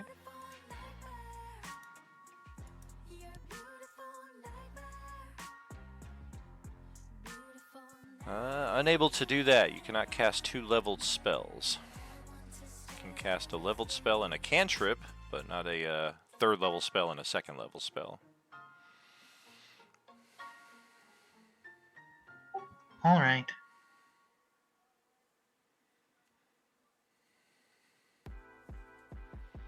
Is that, that's all I can as do. far as you're moving? Okay.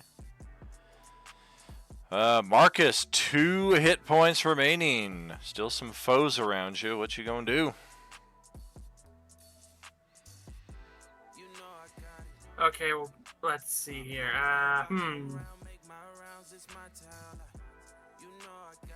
Well, first of all, you're gonna look at Pumbaa and tell him, hey, if I don't make it out of this, I want you to keep going for me, Pumbaa. Keep going for me, damn it! That'll be your next character. You just play the giant boar, the awakened boar.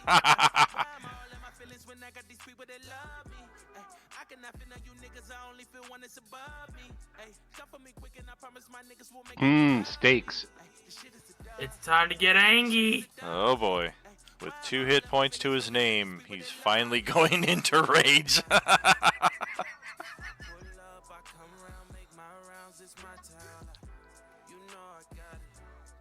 I'm gonna jump off Pumbaa and get onto this son of a bitch, and well, you know what I mean, like, yeah, I don't know how to do it,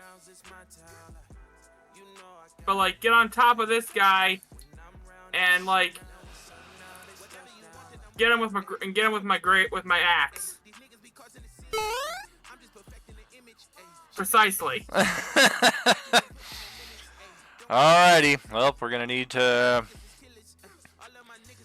Can certainly take an aerial attack if the intent is to stay on top of him. Of course, we're talking opposed grappling checks at that point, and the age-old. Are you at the point where you have extra attack? Are you able to do 1 attack for grapple, 1 attack for an attack? If not, then the aerial thing is more just a narrative thing at this point.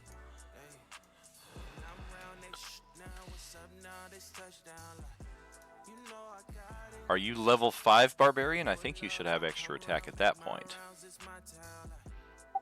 Oh, hang on! I just realized I have the ability. I also have the ability drunk.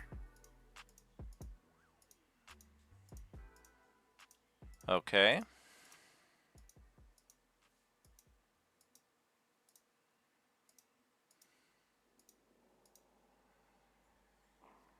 So you do have extra attack, so if you do want to grapple this thing and stay on top of it, it doesn't do any damage, but you can roll a grapple attempt here. It'd basically be an athletics check against this thing's athletics. Oh, geez, I got a 21. Get off of me! And then drunk is regeneration for 1 minute, correct?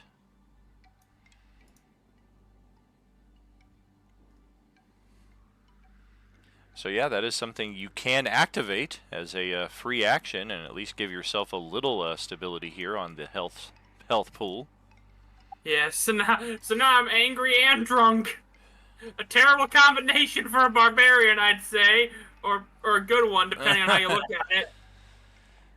All right. Yep, get yourself that 1 hit point. We'll use...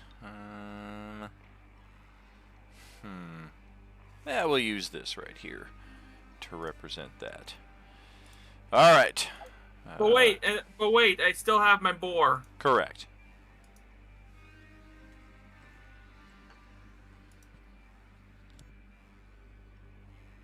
On this guy. Okay. That will hit exactly. Stab through the back. This thing just can't figure out which way to face. It was facing Tank, it was facing Genzo, now it's facing Pumbaa.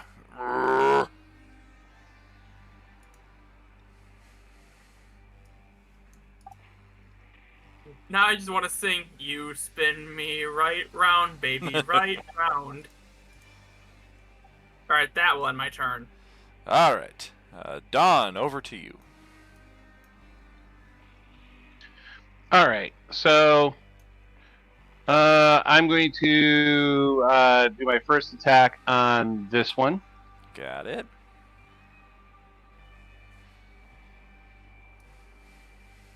Oh, I thought you were gonna get Celestiana. I am. Okay, got it.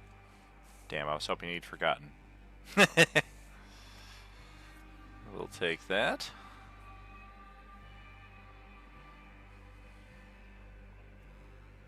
Bonus action, Flurry of Blows. Okay.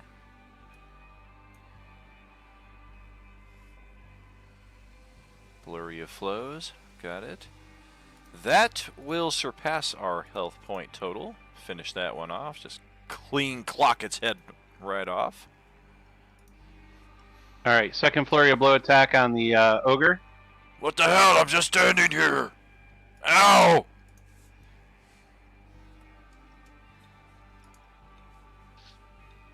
And then the monkey knows where I keep my healing potions, so it's going to grab a greater healing potion and fly over itself. to her.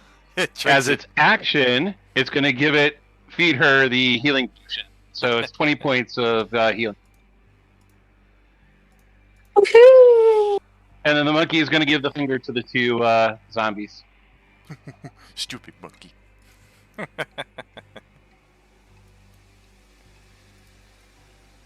Told you I had a plan. Oh, wait a second, wait a second. The greater healing potions are right next to your poisons. Oh, yeah, but he's not colorblind like the dog would be. All right, well, Celestiana is prone, so it'll take half your movement to get to your feet. And the monkey is otherwise kind of standing on top of you, still feeding you the potion. Otherwise, your turn.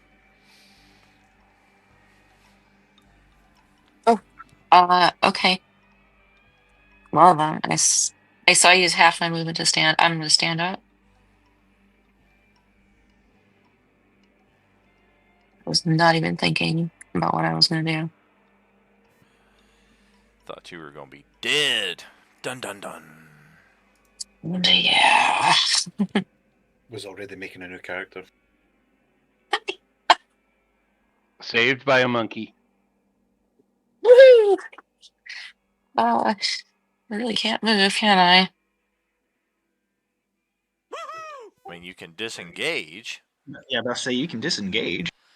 You won't have a whole lot of movement left on the other side of that, because what is half your movement? Is that 15? Yeah, pretty much. So if you disengage, you'll be able What to class move are you? 3 squares away without being attacked. She's a druid?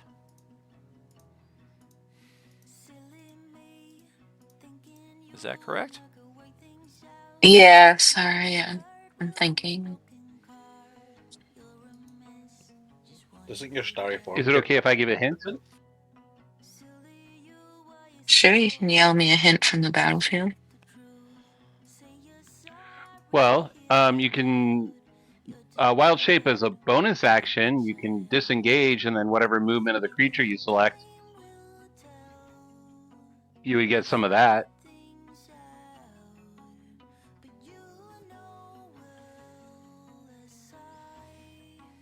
I don't know what subclass of That. druid you are, so You could use that. You'd be able to hit one of them. Thunderwave is commonly misinterpreted as like a pulsing effect from every side of the character, when in fact it's just originating from one side of you. Yeah, I do remember that now.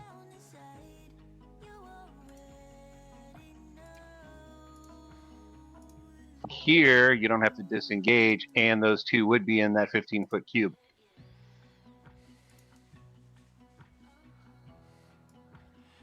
That's correct. If you stepped one to the left,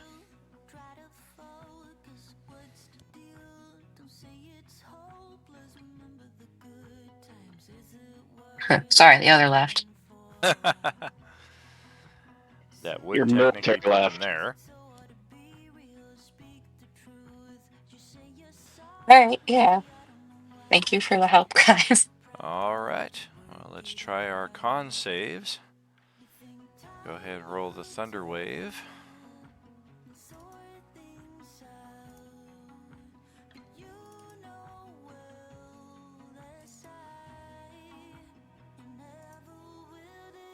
I'm getting there. I'm getting there. Yeah.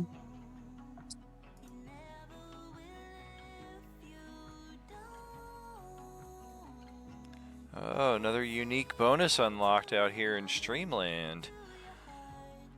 Gonna have to write that one down on my list. I was all done with the unique bonuses. Now we got another one. Woo woo woo.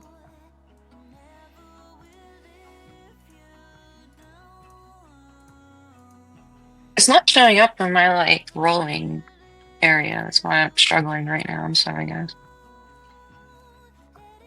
Okay, let me check. This was one thing I had really hoped to alleviate with the conversion. It's right here on the front of your sheet. It's the 4th attack between Ice Knife and Guiding Bolt. I see it now. Yeah, the new sheet is a little more user-friendly in that regard as far as tracking. But unfortunately, we will be holding off on our conversion until 2026 at the earliest. Really? Awesome. That is correct. Tried to make as easy of a process as possible, but I was not permitted to do so. So the good news is the spell does take effect. The bad news is they both made their save, so they take half damage and they are not propelled 10 feet away from you. Oh.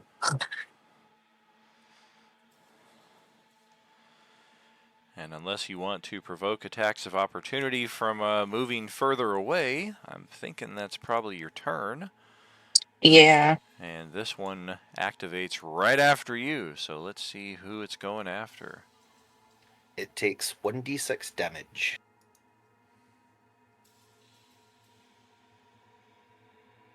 Just 1d6 radiant damage. what's that from? It's the brilliant helm. Any undead within 30 feet of me at the start of their turn takes 1d6 radiant damage. Oh man, we just found a way to add 10 minutes onto every combat round. Oof. Alrighty. Sorry, you gave me it. I sure did. I sure did. That will be much more helpful there.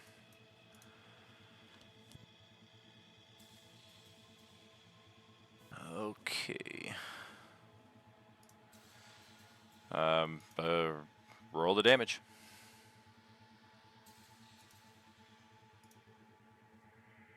All right. Big five. Take that. And then we're going to go after Matheson. Slightly skip on over here. And going boom, boom, boom, boom. Pummel, scratch. Oh, good gracious. Good thing it didn't move up to get you in the flank right there, but I hit a 20 and a 29 for a combined total of 25 damage. All right. I have resistance, so I take half of those. Be 6 So what was and that again? 6. 20 points of damage? 6 and 6, so you take 12 instead of 12 and 13. Okay.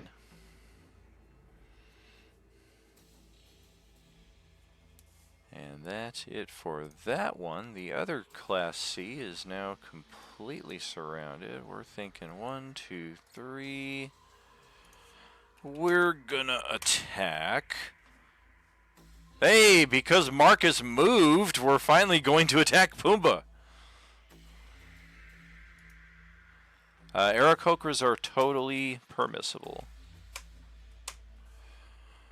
We're going to go pummel and scratch on Pumbaa. Oh, both attacks will hit. 16 and 14 damage. Pumbaa just took 30 points of undead assault here.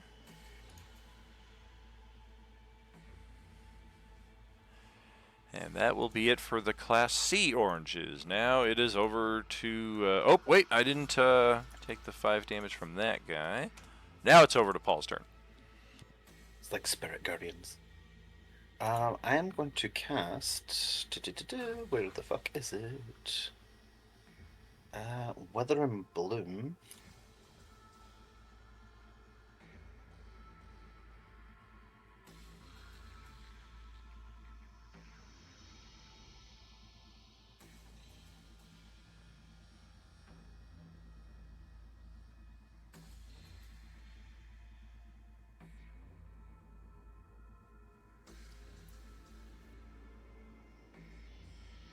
Sorry, yeah.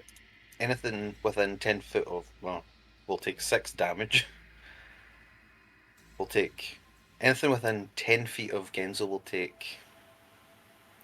sorry, 7 damage, or half as much, if they pass the save. And Marcus, you can roll 2 of your hit die and heal that amount. Plus 6.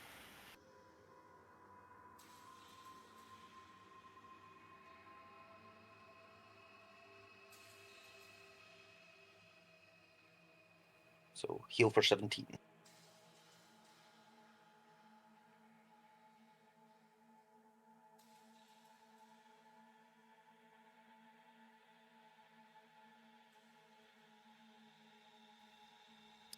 And I will send my broom over to Did I miss the Celestia. AoE? I'm bouncing back and forth here.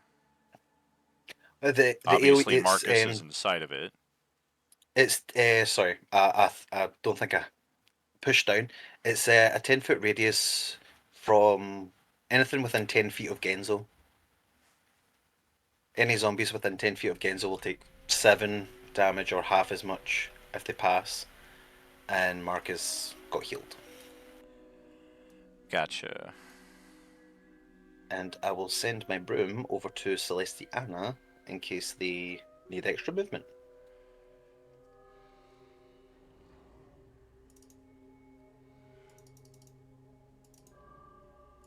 Very fun. What do okay.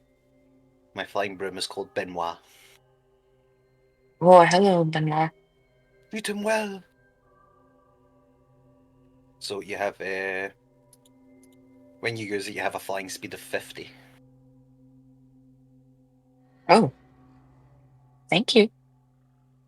No problem. And I will stay up in the mix with everyone.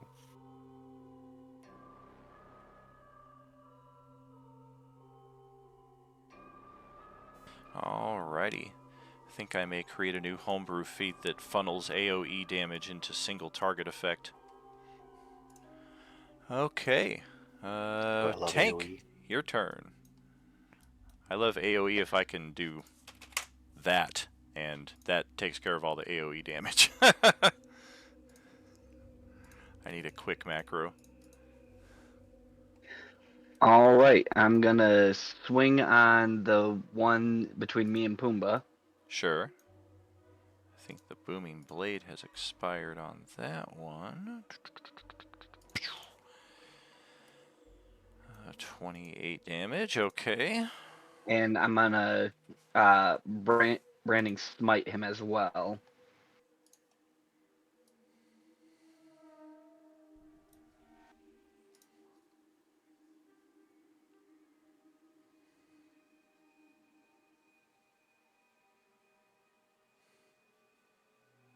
You're going to want to reverse the order on that. You're right. Reverse the order on that. Make sure we get that. Okay, got that. Otherwise, concentration. There we go. And then, since he's still standing, I'm gonna smack him again.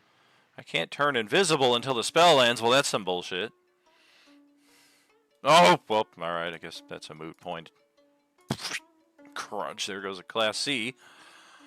That's the good news. The bad news is it's a Class C unique.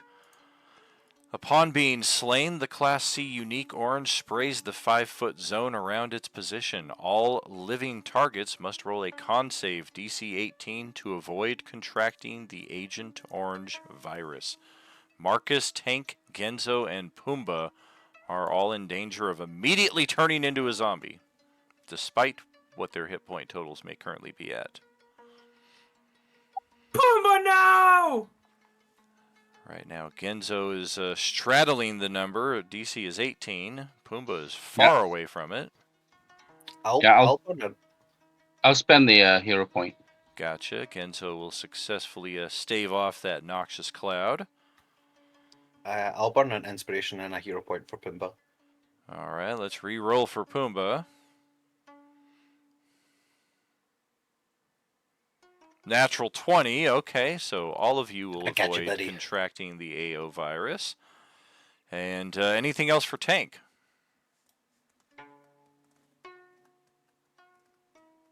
Nope, that's my attack and my bonus action, and I'm not moving away from that other one. All right. Let's go to Genzo's turn here. All right, we're gonna activate Blade Song because it's about time. So that's the bonus action.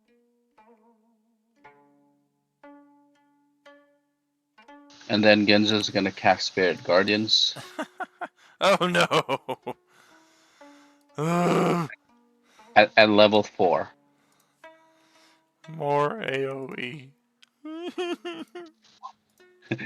you clump them up together. That's what you get. I'm gonna give you a pink aura for that.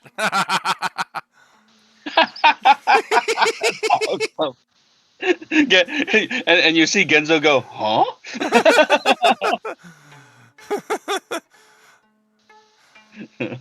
Nandayo. His aura comes complete with the theme song for It's Raining Men. Right, exactly. Okay, so that's at the start of our turn right there. Pink pops out nicely with that yellow right there, although it does make Ozzy's aura look a little bit more vomitous. All right. Yuck. I think a giant olive. Yeah, it is. Yeah. I think that's it, because, I'll end my turn. All right, go ahead, roll that damage, because I got zombies coming up right after you here. It is... Wisdom save? Wisdom save. My dirty mind thinks it looks like a giant boob. One, I two, three, wasn't gonna say it. 4. Alright, it's radiant damage, so regardless of whether this guy makes his save, he is dead. So the other 3, those are the ones in question. They are all Class D. Boom, boom, boom. May he say wayo. They all fail. They all take... Alright. Shred. Shred. And dead. And that's on their turn. At the start of it. Okay. Well, shoot. Yeah, we didn't care for that. 1, 2, 3, 4, 5. Yeah, we're gonna choose between the 5 of you closest by. And looks like we are... I guess that's fitting. That's who I would have chosen, but randomness can be its own fun. We're both going after Genzo. Got it. Gonna go weapon attack and pummel with flank. Yeah, 20 AC is the best we can do on the second attack. We're going to use the reaction to shield that to get a 24. Gotcha. Yeah, nothing happening Well, there. Actually, hang on. No, Blade Song already brings me up to 23. Oh, all right. No, sorry, 24, sorry. Jeez. Yeah, we ain't hitting that then. The next And class... Tank will take a reaction to smack the one he's close to with Gotcha. Sentinel. Sure. Oh! Hey, Fo, you got the flank bonus. Cool. Cut that one down on a reaction. Not too bad. Okay, so it looks like it's just this really pissed off looking one out here. So I guess I'll take some damage at the start of my turn. I guess we're just using 5 as the number. Is it 5 radiant damage? Sorry, who are you asking? For the Helm of Brilliance? It's 5 radiant. Yeah. So between the Spirit Guardians and the Helm of Brilliance, this one just gets incinerated before it really gets to even take its turn, technically. the old 1-2 fuckaroo. And then this one right here will take a bit of that radiant at the start. And then we're going to play the field. Everybody's close by. It'd be funny if we roll a 1 and go all the way after Merlin. Nope, we're going to stay right here and go after Celestiana. Gosh. And we've got her in a flank. Haven't rolled a single grapple all session. I've been waiting for... Don't look at me like I'm frickin' Frankenstein. Give your father a hug.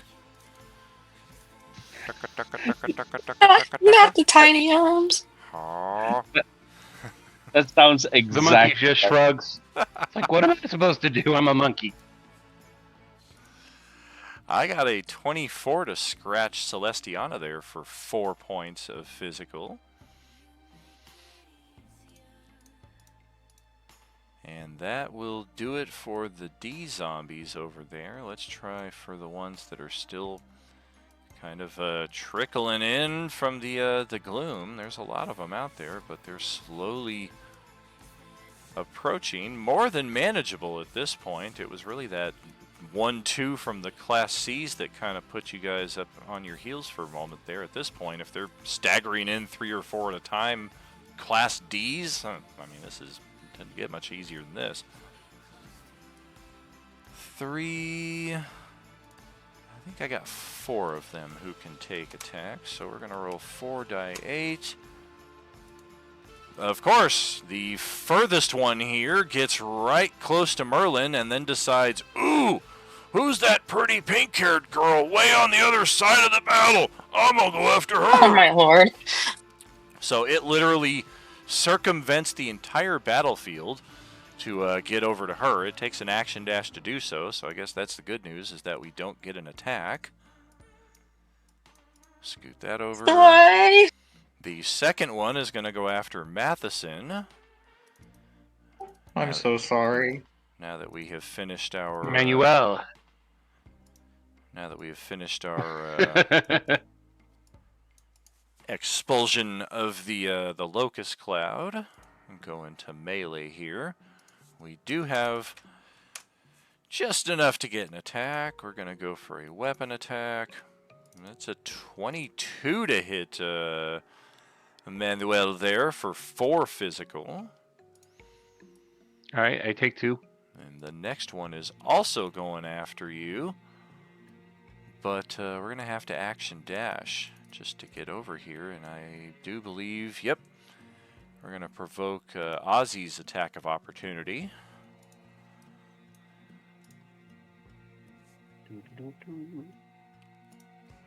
Optimize the taking shit off. Go. Upon entering the area, do they take that damage? I think it's if they start their turn. I don't know. I'm not Enter. positive. Enter. Is it? For mark damage, the yeah. Spirit Guardians, if they enter it, that's definitely. I'm thinking the Helm of Brilliance. Oh, sorry. That will hit. That is correct though for the Spirit Guardians. When you I messed up my damage. Sorry, it's an extra 8, so it would be 15 plus, and then it just gave me 1 damage instead of rolling the D8. So that's 19 damage it did. Oh wait, is it a class C that ran past me? No, it's a D. Class D. It's a D. Yeah, it would have taken 17. Sorry. All right, I lost track there. I took 20 damage, and I'm not willing to change it. Does the Helm of Brilliance also affect when they enter, or is it only at the start of the turn? It's if they start their turn in the radius. Okay, that's a little helpful. Okay, and then for the next one, yes, we decided that we're going to go all the way after Marcus. And yeah, we're definitely not getting over to you. I don't even think we can get to you with an action dash. 70, 80, 90, 5 feet. All the way there. It takes almost all of our movement to get right up there onto you. And then the Ogre Zombie. Alright, let's check start of round. That's a fail. We're looking at 17, 22 points of radiant damage before we even do anything. And then, I don't know, we came all this way. Let's try to do 1 attack if we can. Go after Matheson here. Holy crap, 25 to hit. 15 bludgeoning. Damn, why can't you fucking miss once in a while? Bonk. I have an ability if you miss that's really cool, and I need you to miss.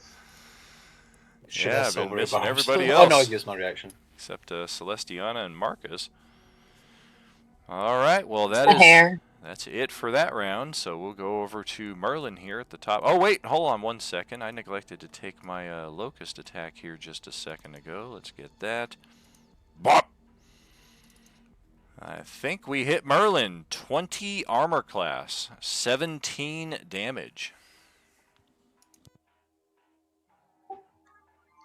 Can I use a reaction to use shield? You can. I believe that will make your armor class exactly a 20, which is what I hit, so you would still get hit. Thought tie goes to defender, but that's okay. Yeah, not for armor class. Armor class, that is the number that you're looking to hit. If it's an opposed roll, like opposed grapples, tie definitely goes to defender. Alright.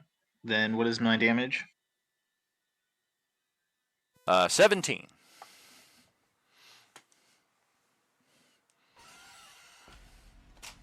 Those are just some strong ass bugs. Yeah, they are. Glass Yeah. cannons. It's a mix of piercing and slashing. They just get all up in your space and sting you everywhere that you're not protected, and even in places that you are. But it is your turn now. And then don't forget to heal your 6. Get some of that back. For the Epic Supporter subscription there. I'm going to cast Scorching Ray Okay. on Ogre, this guy, and that guy. Do you have Crossbow Expert or Spell Sniper or one of those feats? Scorching Ray is 120 feet. It is, but because you have something in melee with you, it's imposing disadvantage on all ranged attack rolls unless you have the feat to counteract that. You can still, of course, take the attacks. It's just because the cloud is right up in front of you, it's a little more difficult to do so.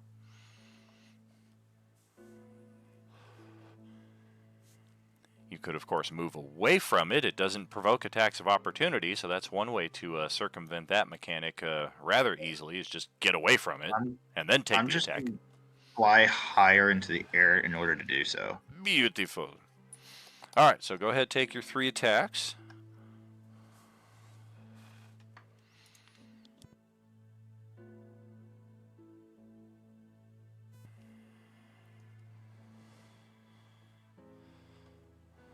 Do I just roll it 3 times?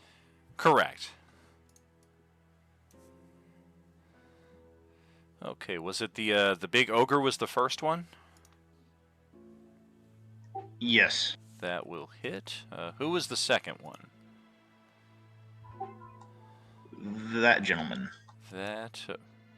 I mean, this guy's frickin' honored, like touched. You think I'm a gentleman? Wow! Unfortunately, that's gonna miss. You could inspiration to get the 14, which will hit. Yes, please. All right, we'll take that. And then I think it was it this guy?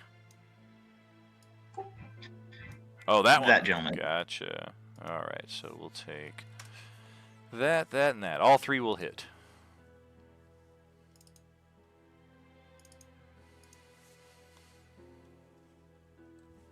Can my pseudo dragon sting any of the wasps? It certainly can. That might be one of the more optimal usages of your companion, too. 12 is a miss, unfortunately. AC is 15 for the swarm. I don't think I can do anything to help that. If you still have inspiration or hero points, it is something that you can use to influence that roll. I'd do a hero point. Gotcha. Go ahead, roll that die 8. You're looking 3 or better. Brilliant.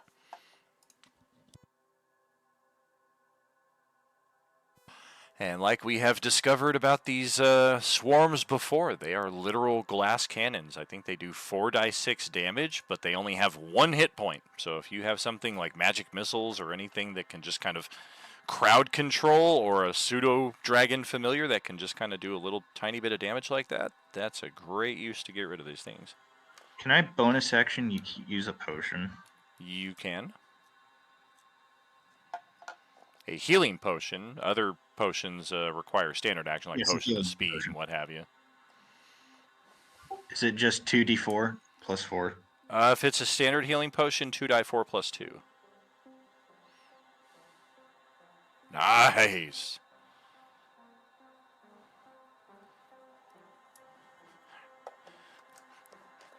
This guy's like, no, my regeneration's too slow. We can go to light speed, sir. No. Light speed's too slow. We need ludicrous speed. And that is my turn. All right, let's tick off 1 round of regen, 1 round of rage. Kyrios, make sure to get your 1 point of regen there, and then go ahead, take your turn.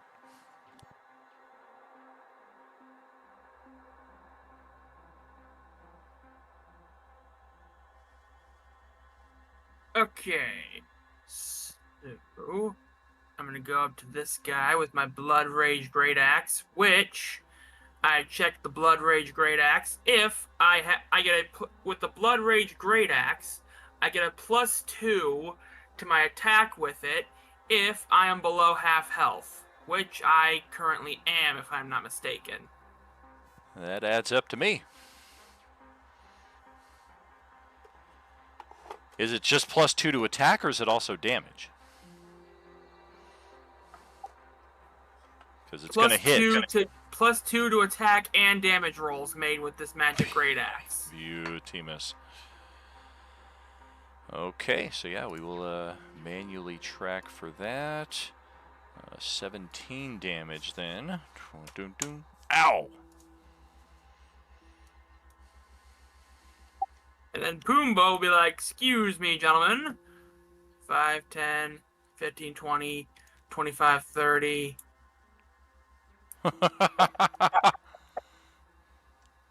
35. Okay. And then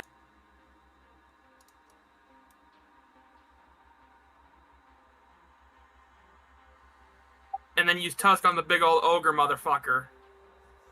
Oh, nice. Actually, no, instead of Tusk, he'll use Charge. He moves 20 feet straight and does a Tusk. Takes extra damage. Okay. So technically both. That's 18. So I guess technically you'd have to be. 23 is the DC. I guess technically you have to be right. I guess technically you have to be right here in order to use Charge. Sure, although it can certainly carry through, as that gore is going to impale the ogre zombie and slay it and basically push it right out of that space. Fuck yeah, my boy!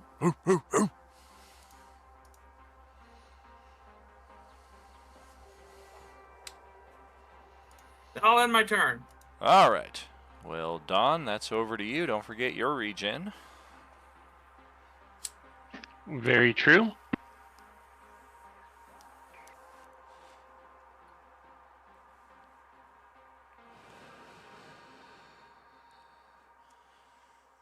All right. Spend another key point, and I'm going to flurry of blows. First attack goes to him.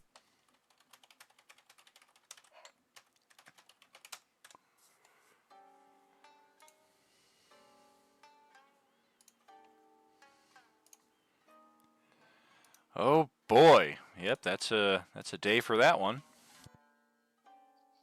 All right. Next attack is going to go on this one. But I was a gentleman. Ouch. Well, you got that orange juice, so that will apply. Less of that, plus that. We got that. Okay. I swear I learned more math from D&D and than I did from 13 years of school. Right.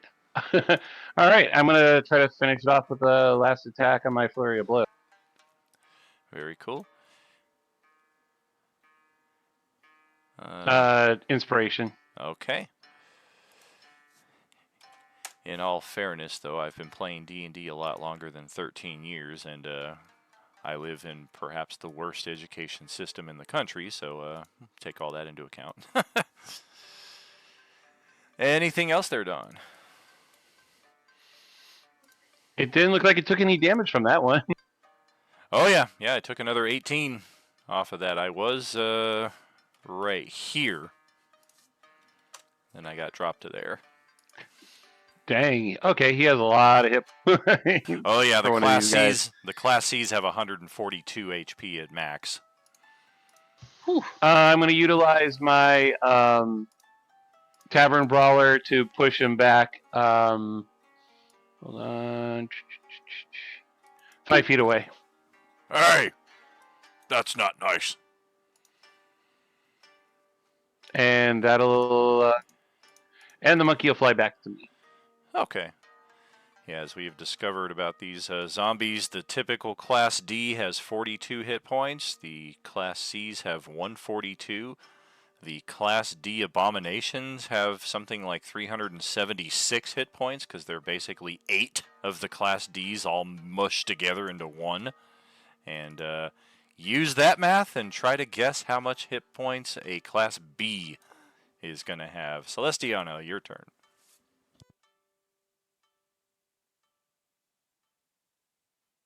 Oh, sorry. Okay. I'm going to do Erupted Earth, but I think I need to cast it somewhere like over here to get in and in, if that makes sense. What are you casting?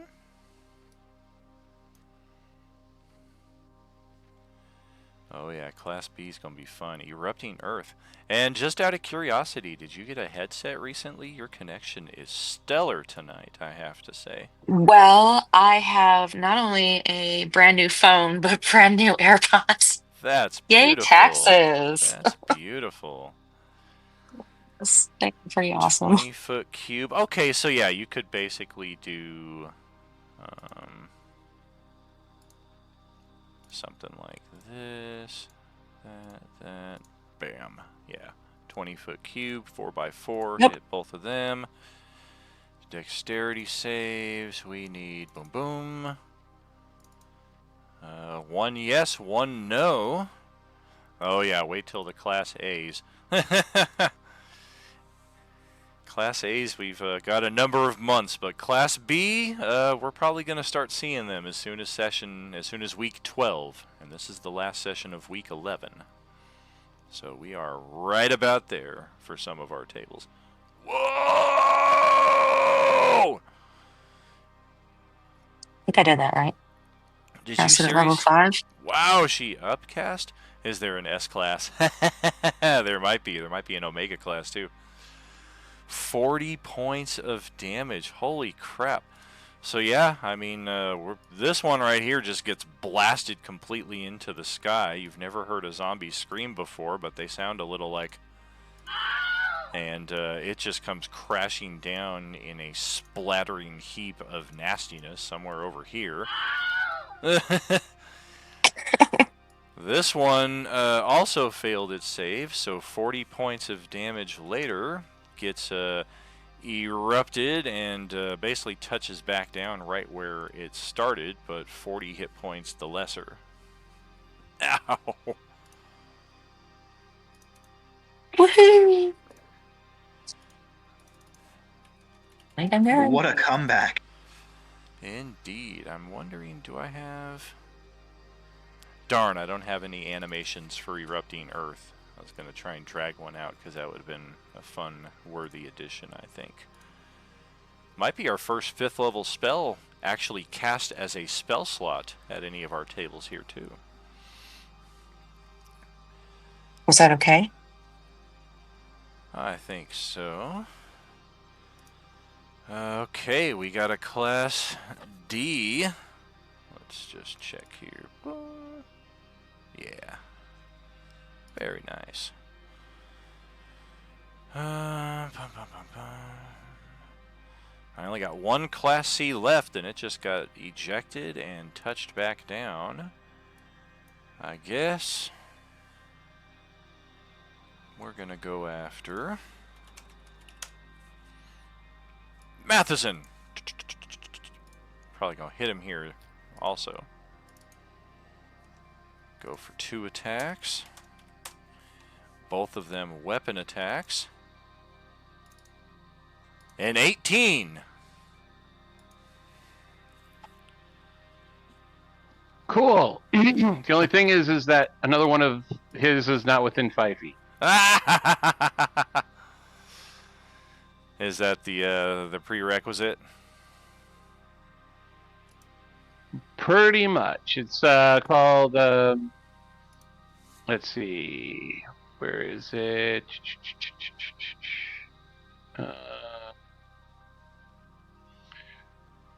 Tipsy Sway.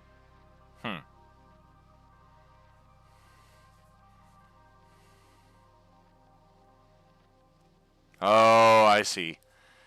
All right, well, our second attack is a 21 for 17 physical.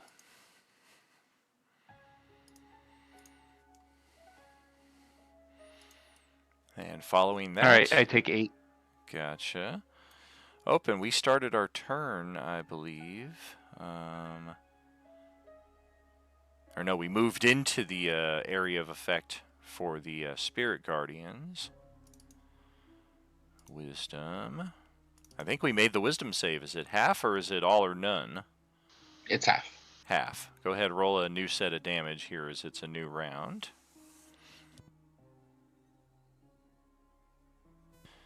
I'm sure we can survive. Yeah. Oh, Could have damn. survived full damage in that case. Holy moly. Okay, so that's it for there. Now it's Ozzy's turn. What class is this zombie over here? Oh, that's a lowly this D. Perfect. I'm gonna step forward 5 feet and Misty Step over here.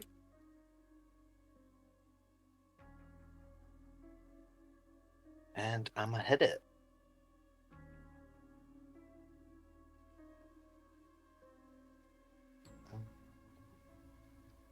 Orange peeler is fucking...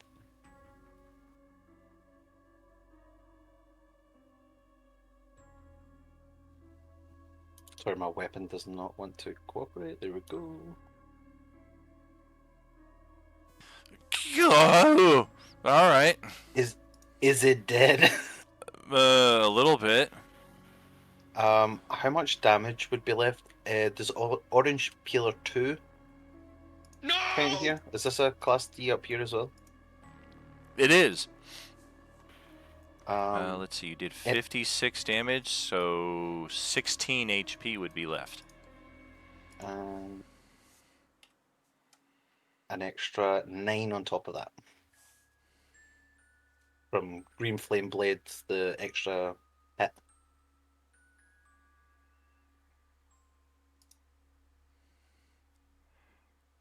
From the first attack?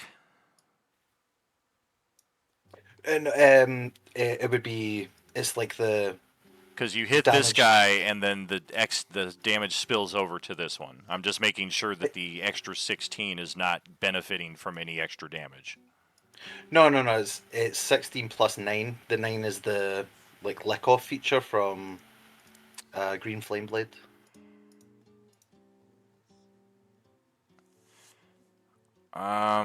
I'm not sure if we're understanding, or if I'm understanding here, because the Orange Peeler 2,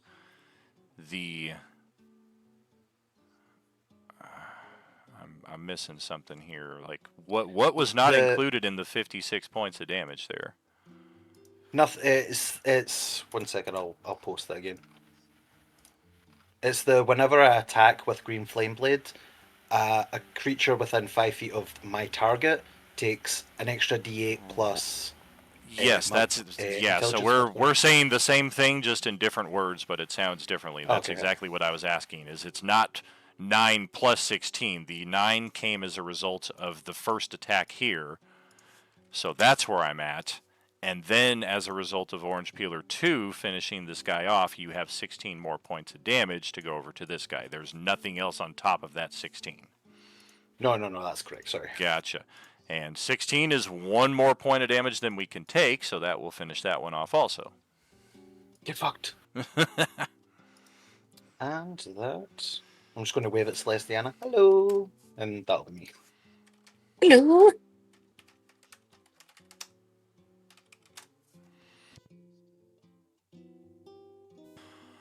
Alrighty.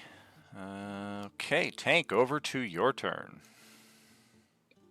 All right, I'm going to go ahead and shift on over to get the nice little flank bonus there and start hacking away at this one. All right. Okay, and that is true. We're barely hanging on after that. All right, and smack him again. And thanks to the flank, that will be end of day for that one.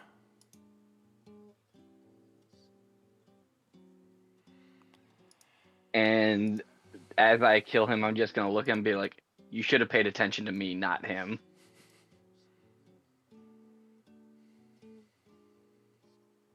That will be turn. All right, Genzo, over to you. All right, we're looking for anybody that's still alive. I don't think there's anything left, is there? I see a lot of check marks. Oh, last one. Yeah, there's a Class C over there. Otherwise, All right. yeah, I think you guys have handily dispatched them all. All right. Okay. Oh, that's a Class C, huh? It is. That's the one that exploded, didn't it? The other Class C did. Not all Class Cs explode. That's the difference between the Class C and the Class C unique. Okay. All right. So And as of 5. yet, there's no discernible way to tell the difference. It's almost just kind of like you stab them for the final hit, and you're like, oh, I hope it doesn't. Okay, it didn't. All right. Okay, so let's see. We don't like that, but we still need to get rid of it. So 5, 10, 15. It's going to move there. And I think in this case, he's going to use a cantrip first. So we're going to use where is it? Chill touch. Very well. That missed. I'm gonna leave it. I don't think I'm gonna do anything else. So end turn.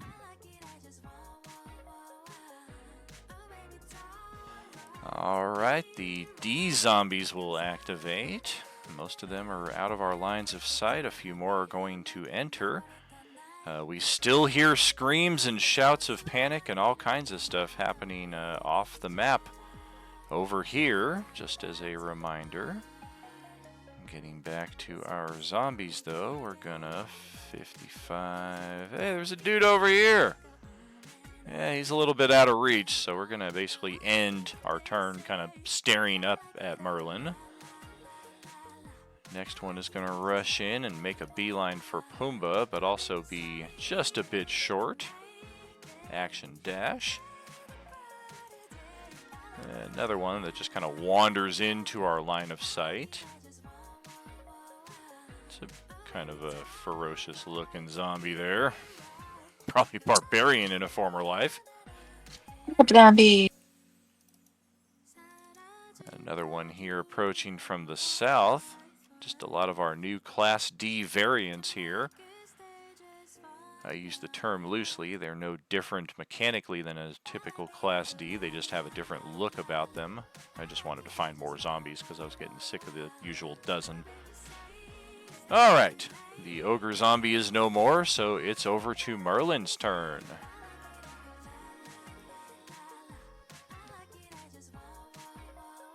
I'm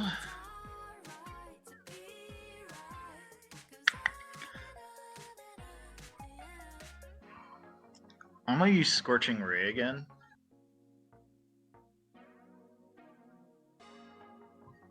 I'm gonna use Scorching Ray again. Very cool.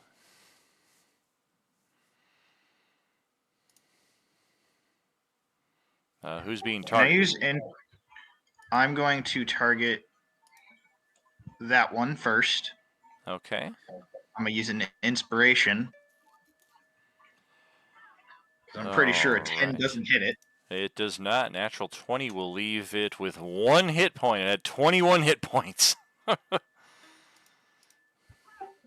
And then I guess next one will be this one. Okay. Also a score. And I'm going to target the first one again. Okay. That's a miss. Can I use anything to make it better, like a hero point? Yep, just make sure you're tracking them. They go quick. I believe I have, 8 total, and I've used 3. Sounds reasonable. That will also hit. That will trigger a fortitude. It makes the fortitude, so it is now on fire, but still here with 1 hit point.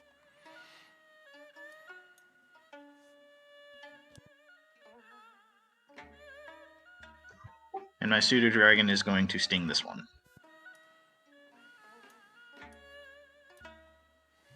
It's going to sting the one near me. Gotcha. Yes, it will.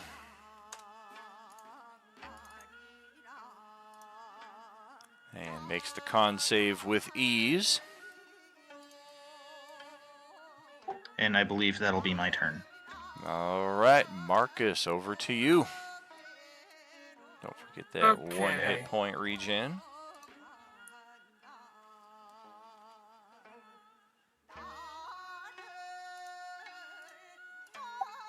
One, 2, 5, 10, 15, 20,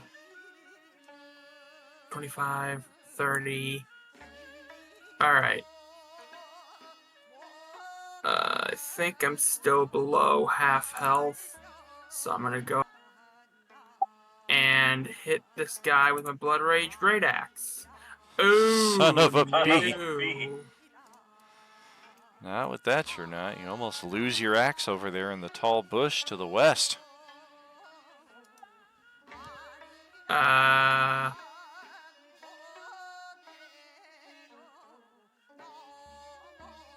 Good thing I got this. Very true. That's more like it. That will hit. Let's also get a pause here for a moment. If any of you noticed the not so discreet timer that I dropped in your lines of sight, you can see that it just cycled through a full value, which event-wise means that off the map over here, there are an increased volume of screams, panicked shouts, and even an explosion or two, it would sound like. And looks like that timer is already starting to cycle itself once again here. We'll take that 13 damage. Anything else? Pumbaa's gonna move on over to this guy and whip out the old tusk. Well, shit. Damn it. Well, he tried. All Don't let right. my try. Mr. Manuel, over to you. All right. First attack is going to be on this one.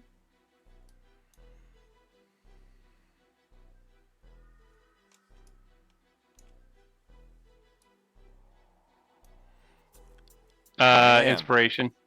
All right. That will finish off the Class C. Okay. I'm seeing there's like a... It looks like there's like a slow forming of a skull and crossbones. That is the timer. What is the timer for? Well, last time it went up to max, we heard an increased volume of screams and panic and some explosions off of the map to the west. I see.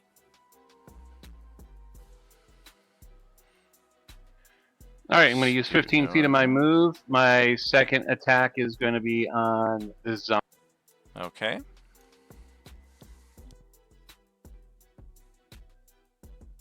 Oh! 21, 25, 35, 37 points of damage. Boom! This zombie's head just explodes as Marcus is staring it face to face, and Manuel sneaks up from behind and just puts his fist through the back of its head. Marcus is like, yeah! I'm going to finish up my last 30 feet of movement to get over to here. All right. We're going to move that skull and crossbones monkey's timer coming with out. me. Very good.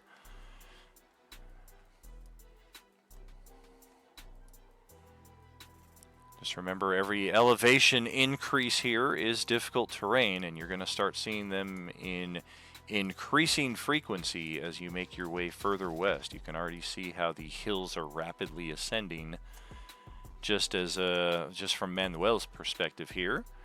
Celestiana, over to your turn. Okay. I'm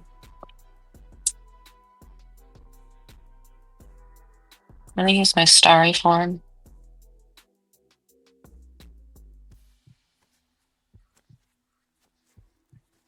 Yeah, the archer. So sorry. I can define that. Gotcha. Forms on me.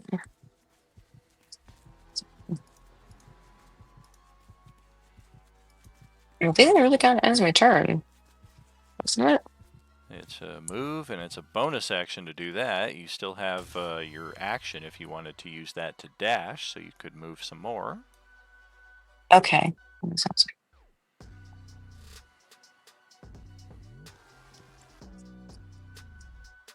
Yeah, I'm good. All right. We have slain the Class Cs. Turned out that this one was not a unique. That'll bring it over to Ozzy's turn. Genzo, do you want a lift? Genzo can fly. He's got wings. It's just so you would get be able to go over there with your move and your action, so you could. Right. Sure. Yeah. Go ahead. I'm going to grab Genzo and fly over to as far as I can get.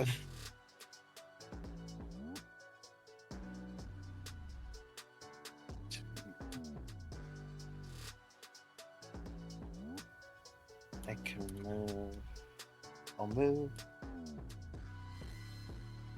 90. Me and Genzo will move 90 feet.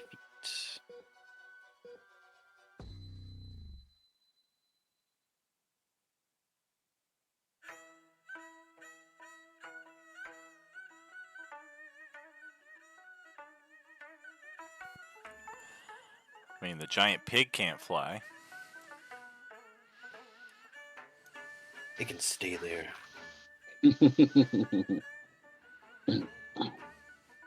Oh, brief pause there. We cycled through the timer once again here during the movement. So once again, off of the map here. See what the randomizer holds for us.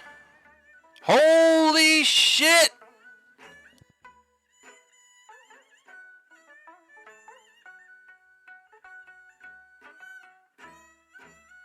Is that good or bad?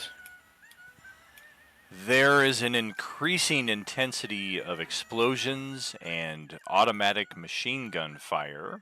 Definitely less than a mile away. You would guess maybe 200, 300 yards further west along the fields. And just as quickly do these sounds emanate, then they suddenly cease and all goes quiet. Quiet is scarier than increased sounds. Just saying.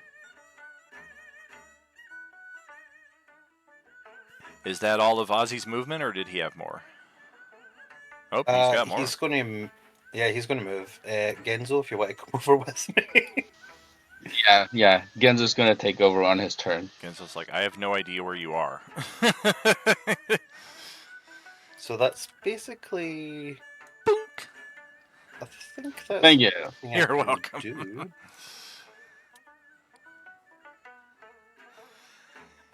As I used to be pretty handsome, you know. 2 minutes. I'm just popping back here just to. I see something. I'm What going the to hell, send. Bobby? I'm going to send my broom back for Merlin, so he can use it next turn. Merlin, he's got flying boots. Oh, who needs? Celestiana does not fly. Marcus has a mounted animal. Tank does not fly. Or no, Tank does fly, doesn't he? Yes, Tank flies. Yeah, Tank can fly. I remember that. I will send it back for Celestiana. Yeah, Manuel cannot fly, but he's maybe a little faster than some others. and that will be me. Gotcha. Yeah, we'll be able to benefit from the non-attunement broom of flying here for a good number of months longer. Good news in that Hell respect. yeah. Okay. Yeah, it's not something that he uses all the time. It's just he has it. It's just that he keeps Sure. forgetting that he has it. Sounds about right. Tank, that's over to you then. All right, gonna go ahead and activate my boots. Cast Long Strider on myself. Actually, I'm gonna do that as I pass by Celestiana, because I'm going to cast it on myself and her, so I'm gonna cast it at 2nd level. Gotcha.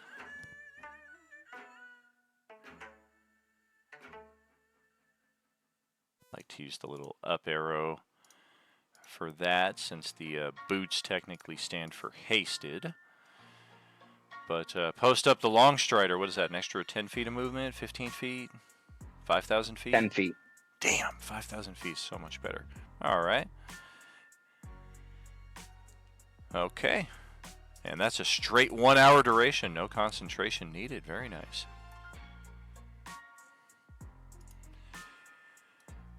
Okay.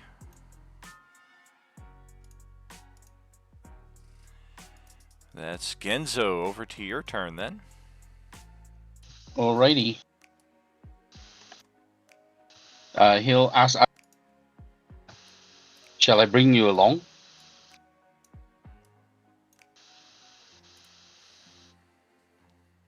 Me? Ozzy? Oh no, he's asking Ozzy. Ozzy? Oh yeah, absolutely. If you want to carry Alright. me. No. Yeah. Yeah, exactly. So we're Genzo's gonna try and take over and move the AT because he's still got Bladesong up and running. We're going off the map, baby. Yeah, so we're towards the direction 80. DM, do you mind moving? Because I can't really see after a certain point. Well, sure, yeah. Once you get off the map, that's kind of what it is at that point. The question is, are we going to stagger the party, split the party, as it were, or are we going to get off the map and then try to, like, have an assembly area for everybody to catch up, and then we go over together onto the next map? How do you guys want to do that? We can do that. Last option.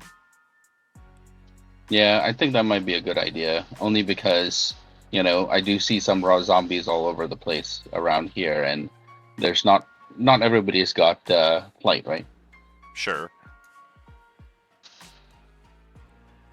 Okay. So do you guys want to go off the plan. map now and kind of start that assembly area, or do you guys want to stay here just in case we have another stressful moment or two with zombies at this point?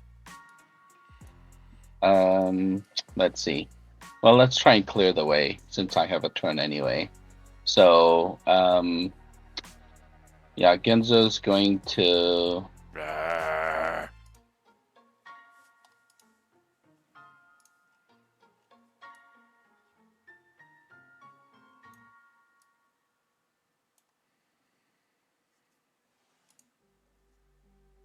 And then he's going to land there and attack that zombie.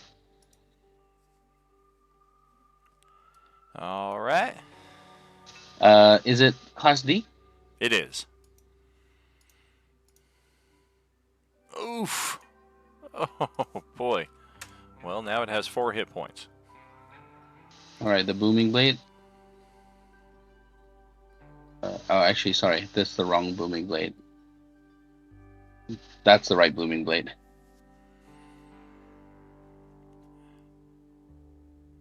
And then. Oh, gotcha. In case it moves. Gotcha. Well, no. Or no, that's extra one die, right? Yeah. Well, hang on. It's supposed to be with orange peeler, but I think I. Hang on. Did I get it wrong? No, I think Okay. it's right. Yeah, I I'll think just it's finish that off. Okay, and then he's gonna use his other attack, the special feature for Bladesinger, to cast a cantrip for the second attack. So, Chill Touch Peeler on the one in the south. Okay.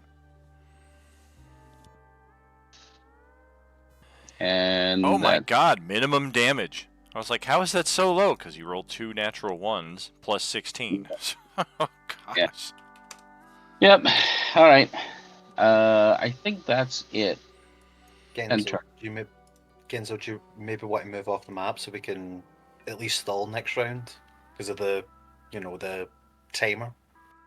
Oh, right. Yeah. Okay. Because they'll be able to quickly Timer catch is not turn-based. We got to move through our turns quick, is what we're saying. Yeah. Okay. Yeah. No, he was just trying to clear the stuff. So yeah, if he can move the map, then Okay. he's got 40 movement. Oh yeah, you should be able to move right off of the map. Once you get 1 square off of there, you're good to go. Okay. So Let's go, Genzo.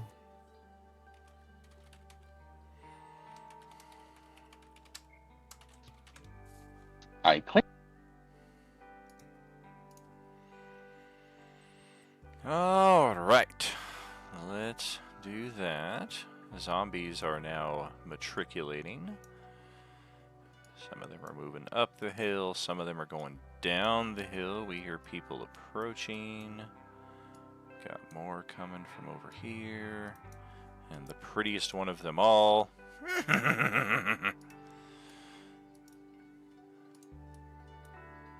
Okay, looks like one of them is going to go after Matheson. Oh, she does actually look kind of nice. Let's try a weapon attack. 21 to hit Matheson, 8 piercing.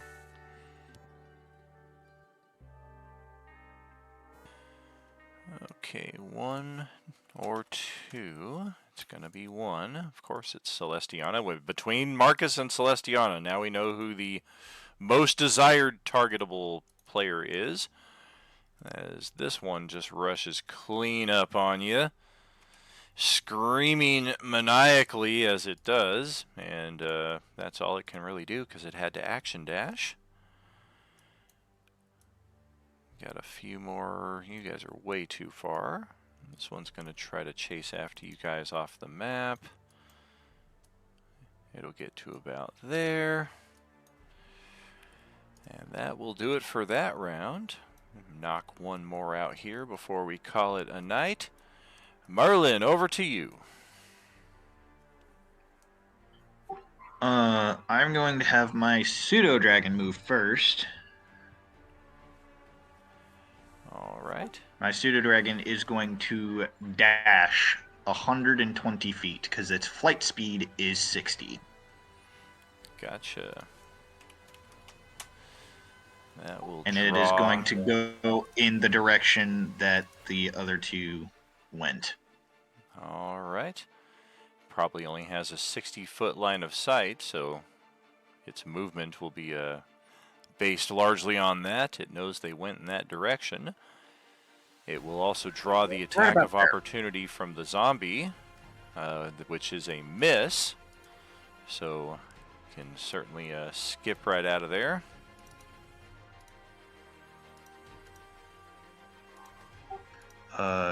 Think right about there, I think. Okay. What about your turn? Technically, the familiars go after your turn, so we did get away with a little flubbage there.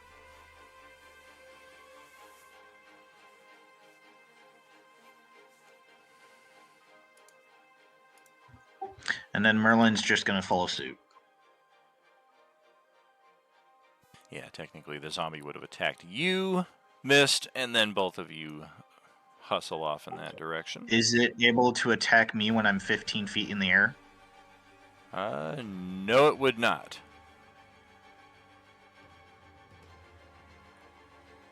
Then my character is going to dash 60 feet in that direction.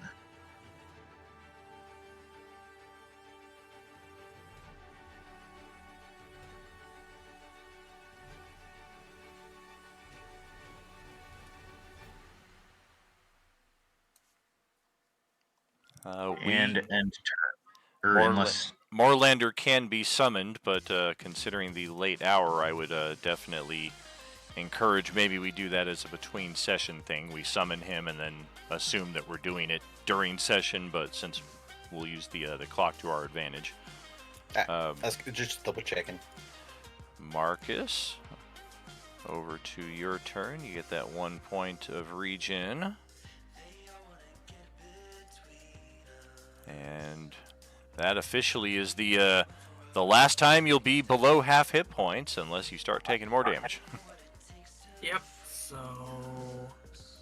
I'm going to I'm just gonna I'm gonna attack this. I'm gonna attack this thing with my axe. Okay. That will hit.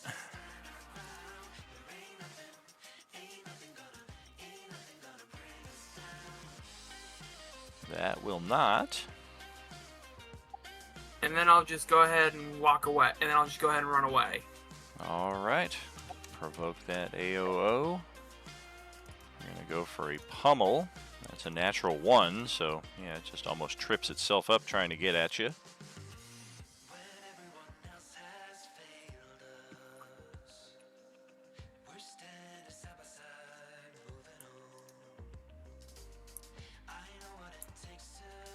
Okay. Pumbaa. Well, 5, 10, 15, 20, 25, 30, 35, 40, and then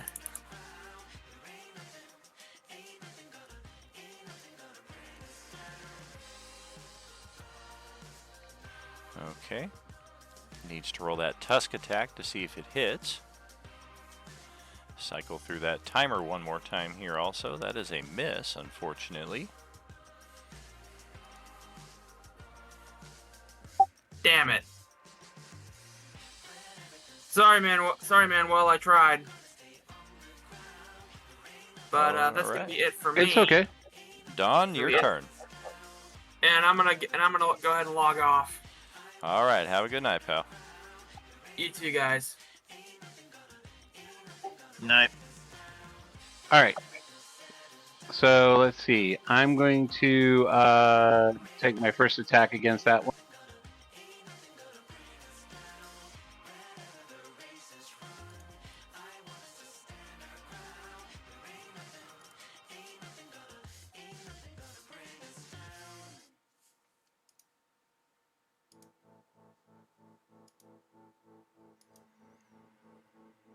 That's good. Second attack again. Gotcha. Ooh, man. Just a little more oomph there. You'll be able to finish these things off in 2 hits. Bonus action attack. That ought to do it. Yep. Solid crack through And that then one. Move action. Me and my buddy move our 45. All right.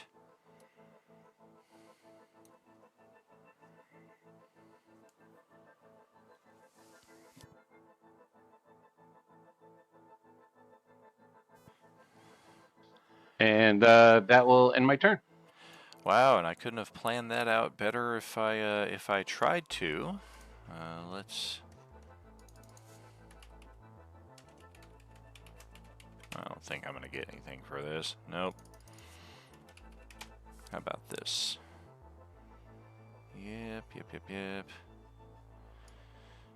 Alrighty.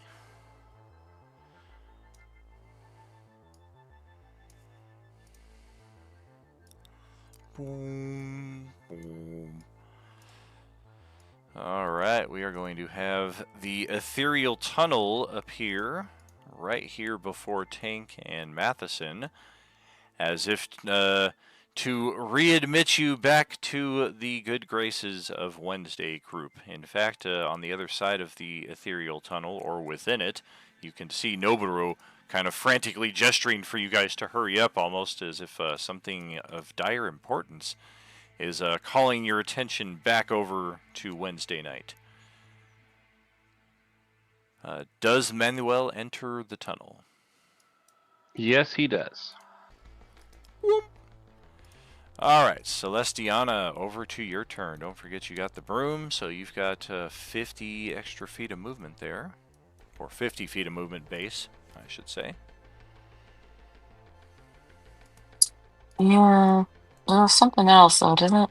I have 60 for. Anyways, doop, doop, doop.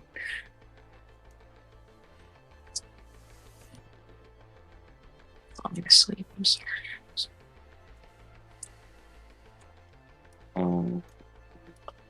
Where is it? West further? Follow the auras. Should be southwest on the other side of the Where timer tank there. is. Yeah, just a bit past there, past the skull and crossbones. Okay.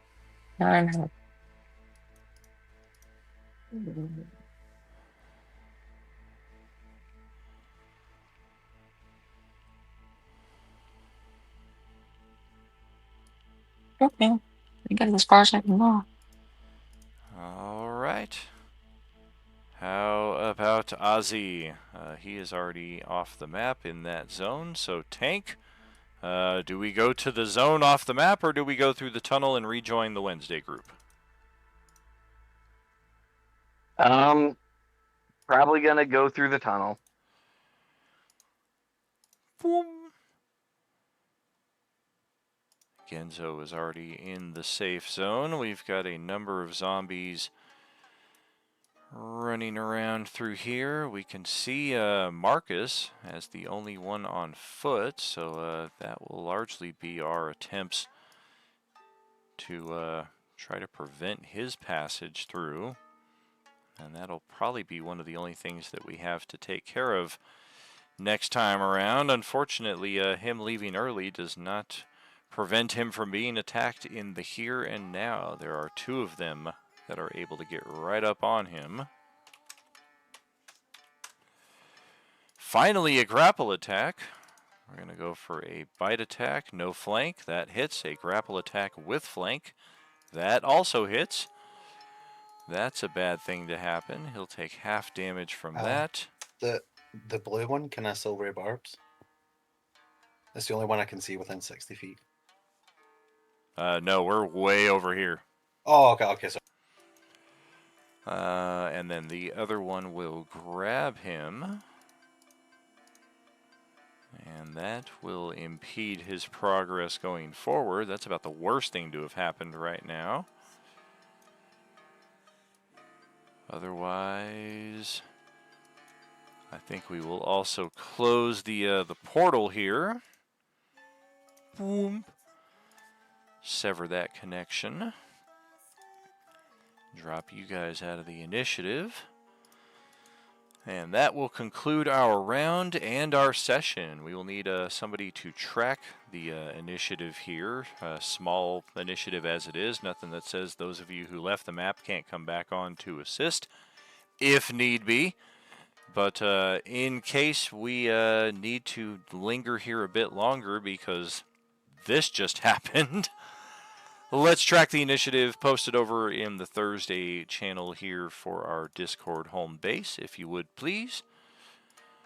While we're doing that, we'll get over to the end of the stream setup right here.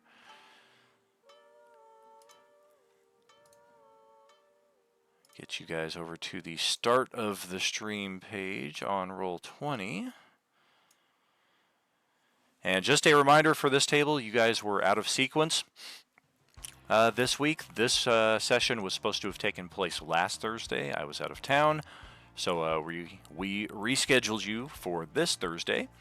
And we will be back on the normal pace next week. So you guys had a week without a game, and now we're going to have 2 weeks in a row with a game. So make sure you are ready for that next Thursday. Be prepared for the tags in the channel for a game notification earlier than expected. And we will pick up right here, get us back into the proper sequence to where we are ahead of the Wednesday table instead of behind them. as we uncovered last night with the little bit of time shuffle. Fits with the campaign theme, however. And otherwise, a sincere thank you, friends. We had a solid turnout tonight, missing a couple friends for, of course, legitimate reasons, but always good to have a couple extras step in and fill out the group so that we don't get completely mauled with a less than prepared party. And that is a wrap for us here at Role Playing Unlimited for Week 11. We start off Week 12 this Sunday morning, 9 a.m. Pacific, as we continue our adventure through the plateaus, as many a grand hand has scaled the grand old face of. Slight flub there, but you catch what I'm talking about. So we'll take off a few days here, and then we'll catch up with you at the start of the next week. Much love, friends. Thank you for the turnout tonight, and as always, you know, there's no RU without you. Have a good night. Have a good one. Peace out. Good night. Good night.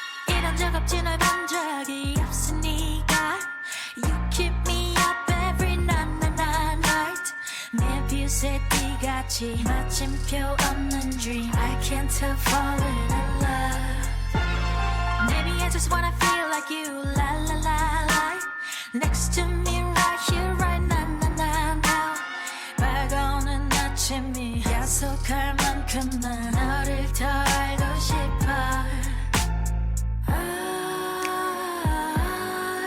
wanna dive into your arms Nowhere to hide Just like You're beautiful nightmare You're beautiful nightmare Beautiful nightmare And I want to stay there with you 돌이킬 수도 없을 만큼만 달콤한 고통은 더 달아다 손 내밀면 닿을 듯 한 줌의 신기를 눈물로 사라진다 I wanna dive into your arms Nowhere to hide Just like You're beautiful nightmare You're beautiful nightmare Beautiful